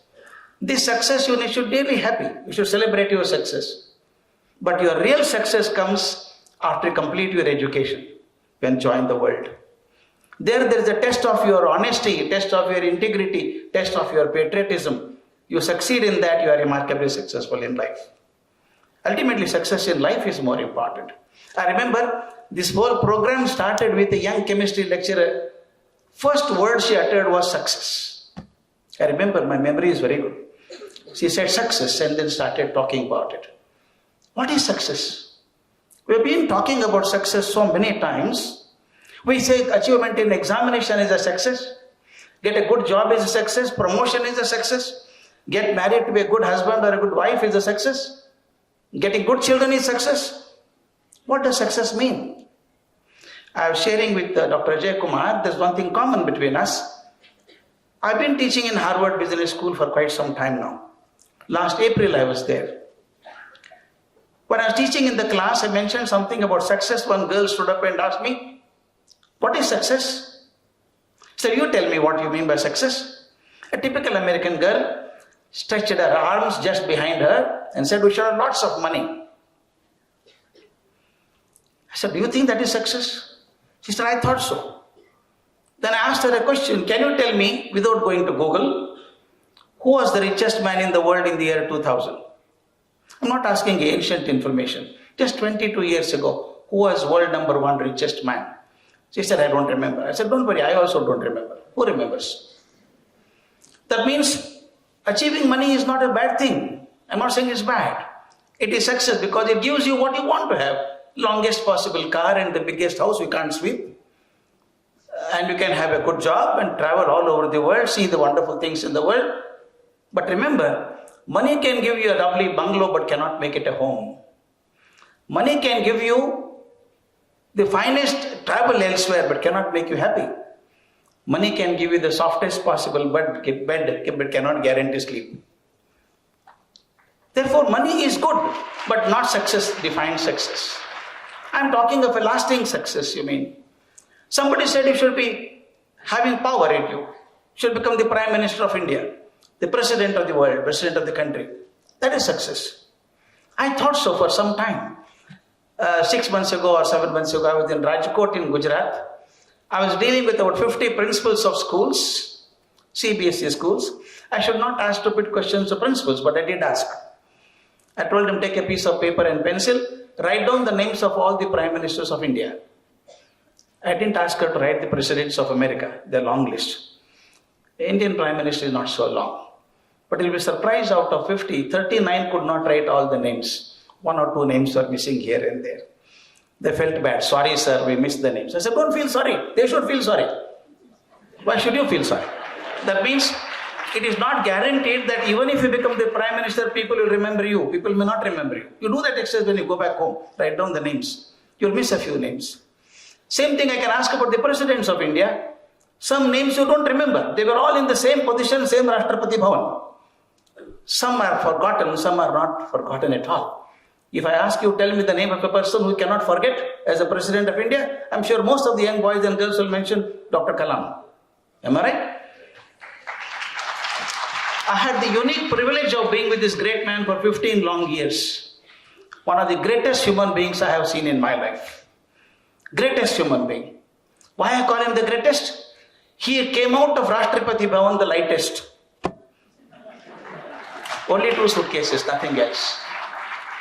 And the first question he asked to his best friend was one great man who started the Amul dairy. Great man, he telephoned him and said, what do I do with the money now? This is a very peculiar question only Kalam can ask. He told, after swearing in, he telephoned him and said, I am told they give salary for the president. I don't know what to do with that. Then he said, anyway, you are passionate about Pura. The famous concept of Kalam is Pura, providing urban facilities to rural areas. Give it to that. Same day he wrote a letter saying that all my salary should be credited to Pura concept. That man was like that.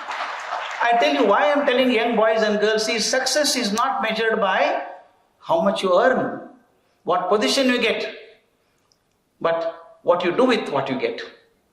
How you make a difference to people in the society. I want you to measure yourself up to that. Socrates is very cruel in saying that. I'm a great fan of Socrates. He says, the success of a life is measured by the number of people who cry when you die. If you say good riddance, is gone. Not a life of success. If some people cry, say that should have lived for some more time, that is a measure of success. How does it happen? How does it happen? I'm saying success is not measured by, of course, what I'm saying is not, they're not bad things, they're good. Achieving great positions of life is all nice. But ultimately you should have remembered for a long time to come. When I was teaching in the college, I was teaching the master students in chemistry, my subject was chemistry. I had a habit of suddenly taking off tangentially somewhere else. I asked them a sudden question, how many of you know your grandfather's name? They said, how is grandfather connected to chemistry? But since the teacher asked, they should answer. All of them looked around and raised their hand. I said, good, all of you know your grandfather's name. I paused for 30 seconds and then asked, how many of you know your grandfather's name? Again, they looked around, only 2-3 hands went up. I said, good, at least 2-3 students know. After 30 seconds again I asked, how many of you know your grandfather's name? Nobody knew. I said, surprising. You don't know your own grandfather's name? Why is that? One girl stood up and answered rudely. Maybe there was an element of truth in that. She said, Yen dod kelsa badi sir? Yen dod kelsa madidare nen padbek sir? I was so disturbed. I said, Ma, keep quiet. Looking at her anger, sir, please keep quiet. I told them, I'll do one more thing. I'll go on mentioning some names to you. If you remember the names, okay, raise your hand, they forget about it. They were curious as to what names I throw. I asked them, do you know Ayodhya Rama? Everybody knew. I said, good. Krishna, that Krishna, everybody knew. Buddha, Mahavira, Jesus Christ, Prophet Muhammad, Ramakrishna, Vivekananda, Shankaracharya. I went on asking the names and everybody knew. I told him I have a serious problem now. I have a serious problem. I mentioned so many names from Rama to Shankaracharya and you know everybody's name. I also know everybody's name. But I am not the great-great-grandson of any one of them. But remember all their names. But I don't remember my own grandfather's name. Why is that? Think over and tell me. I had an extremely brilliant child in my class. Padmini Priyadarshini, I can't forget the child. She did her masters and went to IIM Ahmedabad, became a topper, and now she runs a whole industry of her own in Dubai. She had tears in her eyes. I said, what happened, Padmini? I asked her. She wiped her tears and told me, sir, the question that you asked is a lesson for my life, sir. Lesson for your life? What lesson? When she answered, it became a lesson for my life. It could be for anybody. The child told me beautifully, sir, I learned a lesson that anyone who lives for himself shall not be remembered by the world, and anyone who lives for others shall not be forgotten. Is it not true? If I live only for myself, my own great-great-grandson will not remember me. But Krishna lived about 9,000 years ago, and we remember him. Shankaracharya lived 1,200 years ago, and we remember him. How is that we remember that people? They become relevant at all times. I want you to keep this maximum goal before you. Becoming doctor or engineer or earning so much of money, getting green currency, becoming green card holder, all green. That's okay, nothing wrong about it. But beyond that, there is something life that I want you to explore. For that can happen only when a few things you do. Please remember, you owe something to the society from which you came. The society demands from you. Swami Vivekananda may be harsh in saying that. He says, I call that man a traitor. His words, not mine. I call that man a traitor who, having been educated at the expense of society, does not care for it. You get education at so many, you are very fortunate people, you belong to perhaps 1% of the Indian population. Getting good education and getting good degrees and good institutes to work and study. You are very fortunate. But there are many, many people who are not so fortunate. Can I do something for them? Giving is not an obligation, please remember. Giving to society does not mean I should renounce and become a sannyasi. No. Live comfortably. Live happily. Earn honestly. Live happily, enjoy, nothing wrong about it. But you find tears in the eyes of a person sitting next to you, you should have the humanity to take out your handkerchief and wipe those tears at least. If you can't do that, education is not worth it. I have seen this happening. I have traveled quite a lot. People elsewhere. Another point I want to tell these young people is you are getting knowledge. You are going to spread knowledge in future. As I was happy with Dr. Ajay when he mentioned about it. There are two things in life in education. One is dissipating knowledge, disseminating knowledge. And second and most important is creation of knowledge. Creation of knowledge. Our country will be the greatest in the world only when you start creating knowledge. Not just giving knowledge, getting knowledge. You're getting knowledge. I can read the books. I was so happy when Pranav mentioned and Abhiram spoke so beautifully about his physical progression in the hall. But there are lots of emotional and spiritual progression in life. Pranav mentioned beautifully, I don't remember this Schrodinger equation now. I may not remember. What you studied in the program here is likely to evaporate in next 6 months. Is it right? But what remains with you, the experiences you got here. The time you spent with your friends, time you spent with the teachers, and the affectionate relationship you had will remain with you for all times to come. You come back and remember that. I remember my college days, I remember my school days. When I go back to my school, there's one teacher who is alive still, I go and touch his feet first. I don't remember what he taught me at that time, but the values he gave me are with me. Remember, the footfalls of values are always identified in the hindsight. A teacher hits you on the face and curses you at that time, you feel bad. But 20 years later, you remember that was the turning point of your life. Is it not right? The footfalls of values are always recognized in the hindsight. Please remember those cherished moments and ruminate over them. I told you about giving back to society. I'll not give much about it. I was the principal of a college for a long time. Too long to stay as a principal, perhaps. I loved my colleagues and they also liked me. One lecturer was forcing me, sir should come home, sir should come home. I could not go for the whole year. And before the beginning of the next academic year, she came with her husband and said, this Sunday you are coming to my house, sir. I made a commitment and went. I went to the house and she received me, made me sit on the chair, and she had 2 sons. Normally what happens is the first child is always obedient, silent, listening to parents and all that. Second is always vicious, normally. The first fellow came and very sincerely told me, sir, namaste sir, we are so happy you came to our house, sir. Thank you, sir, and went away. All tutored, programmed language. Her mother had told him to say that. The second fellow came. Please visualize it with me. Something beautiful I'm going to share with you. You're never going to forget it. Little fellow, 7 or 8-year-old fellow, hair scattered all over, and a half pant and a t-shirt. He had put his both hands in the pant pockets, came and stood before me, intently looking at me like this. If somebody looks at you for a long time, you feel uncomfortable, no? So what are you watching? Are you the principal? He asked me. I apologetically said, I am the principal. Then he said, my mom told me, you are the principal, you are coming today. Then next he came to me and said, you have got shower in your bathroom? And the mother felt miserable. Come inside, she was calling him. I said, don't worry, let him say whatever he wants to say. He came and asked me, do you have a shower in your bathroom? I said, yes, I have. He said, we don't have. He said, doesn't matter, man, when you grow up, put a nice shower. Why grow up? I now made a shower myself. But you said you don't have. My father has not put, I have put a shower there. Come, I'll show you. He virtually held my hand and pulled me to the bathroom. The lady went red in her face.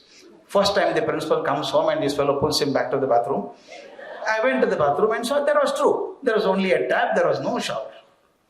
Then like a typical magician, he can put any magician to shame. He said, watch me.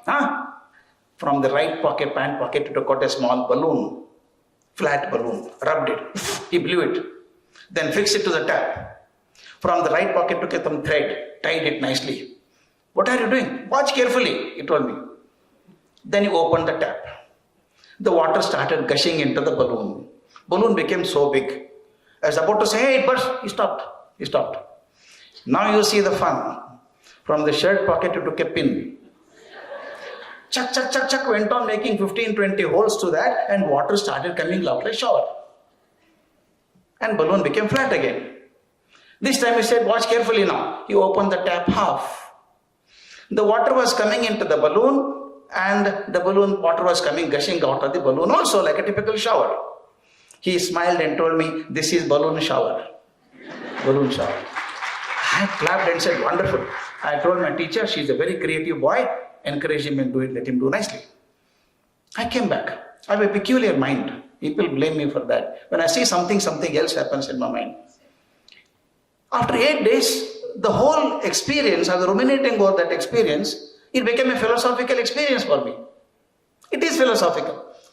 We are like the balloon. We are like the balloon. When we are born, child cannot do anything. Very helpless. Like a balloon in the hand, it can't do anything except in crying, the child cannot do anything. But it goes on receiving information, knowledge from the family members, the schools, colleges, university and society at large, and life becomes big. We all become big because of contribution made by somebody. My life becomes big. Imagine he had kept the tap on like that only, what would have happened? The balloon would have burst. Is it not right? Then I thought, making these holes and allowing the water to gush out of it is the only way to make the balloon survive. Is it not right? If he had not made the punctures like that and kept the tap on, the balloon would have ruptured. I learned a lesson from that. I receive so much from society in the form of water, the balloon gets into the balloon. I get so much from society. If I don't give it through many things that I have got, I have different roles to play in my life. I'm a husband to somebody, boss to somebody, assistant to somebody, friend to somebody, colleague to somebody. Is it not right? All these faces that I have, if I can contribute back to society in some way or the other, my life will not be stable. Therefore, in order to make your life stable, enjoyable throughout, you should start giving to society in some way. I don't say giving money only. Giving does not mean money and putting money out of it. Can you not give some time to people when they require help? Can you not put some nice words to youngsters? Support others? Be of some assistance to your mother. When your parents are going through ups and downs in their life, can you not stand by them? I was really happy when Ajaikumar mentioned that, I think Vermaji mentioned it, that you should be respecting your parents first. 100 people may say, I love you so much. But I can tell you honestly, nobody can love you more than your parents in the world. Nobody can love you. I always put the order in that. I first put the mother and then the father. First mother and then the father. Nobody can love you more than your mother. Today you received medals, awards you received. Am I right? Look at your parents at that time. They are more happy than what you were. More happy than that. If you go happy, succeed in your life, your mother will be more happy than you. There is only one mother, one father. They live for you. These are the only two lives which want to help you without expecting anything from you in life. Anything from you. Therefore, care for them, love for them. And second one is, last one I want to mention today. Love your country. Is a beautiful country, I tell you. Extraordinary. I have lived enough in different parts of the world. When you walk in the US, 100 people meet you on the way, say, good morning, good morning, good morning. But nobody will call you home for a cup of coffee. But here in India, you travel by bus for 3 hours, you make 4 permanent friends. Permanent friends. Come and stay with us. No, what is the problem?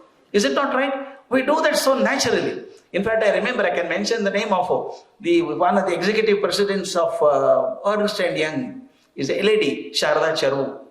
I spend a lot of time with her when I go to New York every year.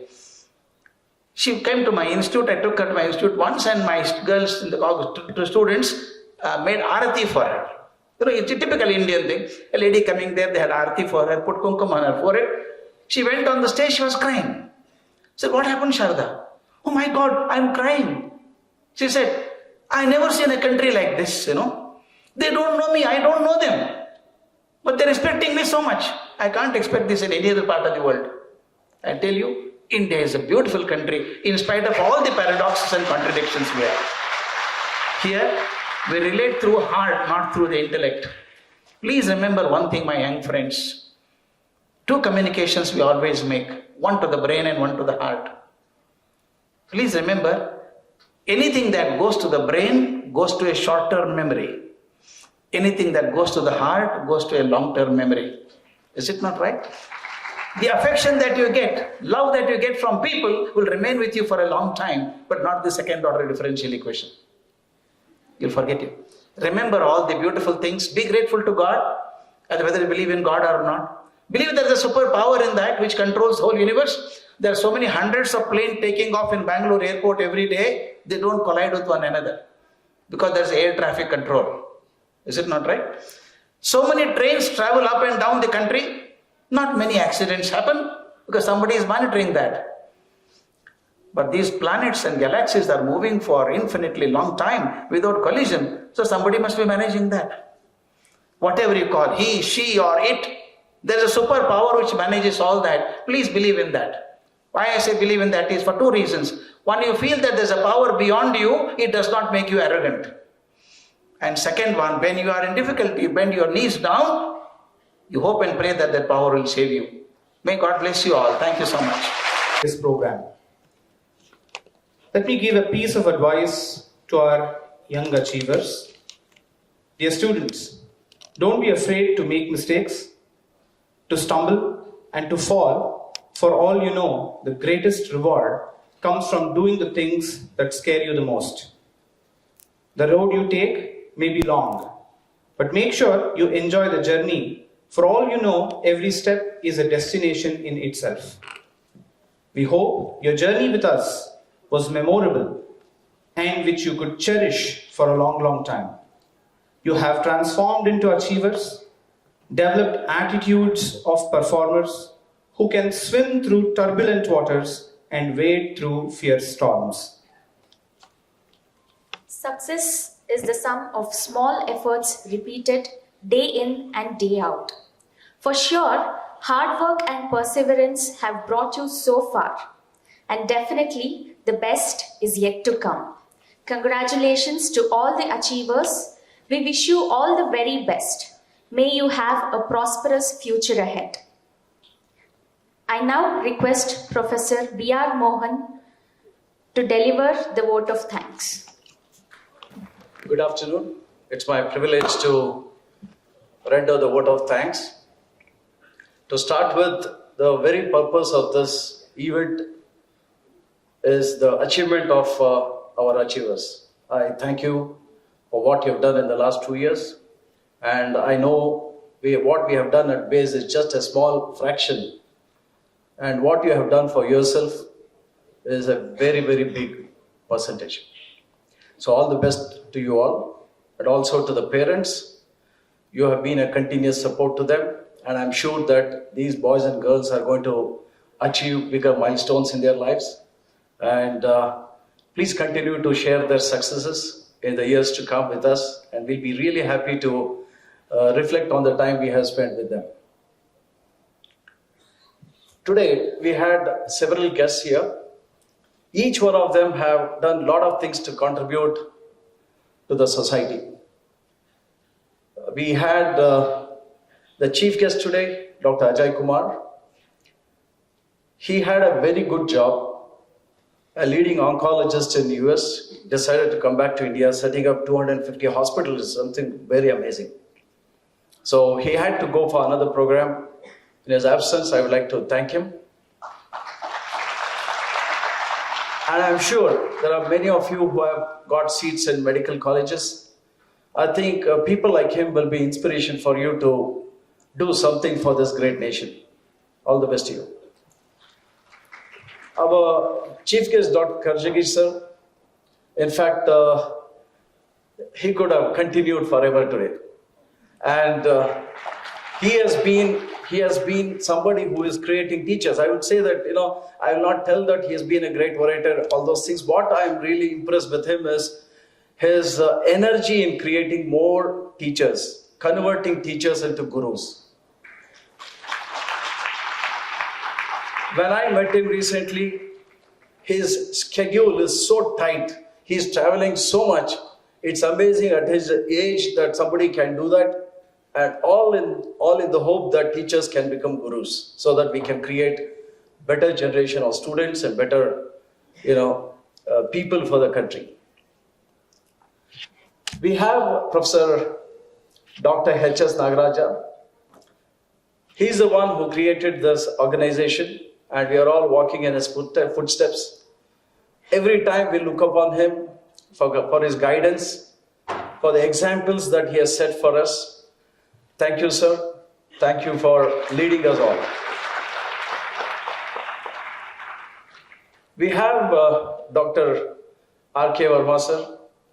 His song actually captured it all. And teaching about 1 million students is not something easy. And many of them going into coveted colleges. And if you actually follow him on his Facebook page or on the YouTube, you'll know how many of his students in very good positions still keep remembering him for all the good things he has done. Thank you for guiding us, sir. Lastly, Anand sir, I should thank him for taking us through this tough times in the last 2 years of COVID and ensuring that all the teachers are motivated. It was not easy. Many of you were at homes in the online classes. He's the one who motivated us to really continue with the same passion teaching online classes. And thank you, Anand sir, for that. I would like to thank each of my colleagues here, many of my senior colleagues who have been, even now, if they talk in a class, I would like to go and sit in those classes. We have several chemistry eminent teachers here. Today, somebody was joking that it has been a chemistry day. On the dais, we had Professor Karajagi, sir. The MCs were chemistry. I am from chemistry. I had several leading chemistry teachers here. Yeah, there's a good chemistry between us. Thank you so much. Thanks for your time. And I'm sorry for the delay that happened. I'm sure all of you enjoyed this event. And for the students from Tapas, I wish you all the best. And we at BASE, we want to really ensure that you bring more successes. And we want to have you here next year. And also, Abhiram, the invitation is still there. You have to decide. Okay, thank you so much. Thanks one and all.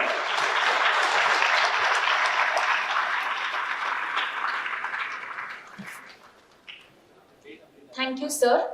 I now request the gathering to stand for the national anthem. Over to you, Chinmay, sir. Jana Gana मन अधिनायक जय हे भारत भाग्य विधाता पंजाब सिंध गुजरात मराठा द्राविड उत्कल बंगा विंध्य हिमाचल यमुना गंगा उच्छल जलधि तरंगा तव शुभ नामे जाहे तव शुभ आशीष मागे गाहे तव जय गाता जन गण मंगलदायक जय हे भारत भाग्य विधाता जय हे जय हे जय हे जय जय जय जय हे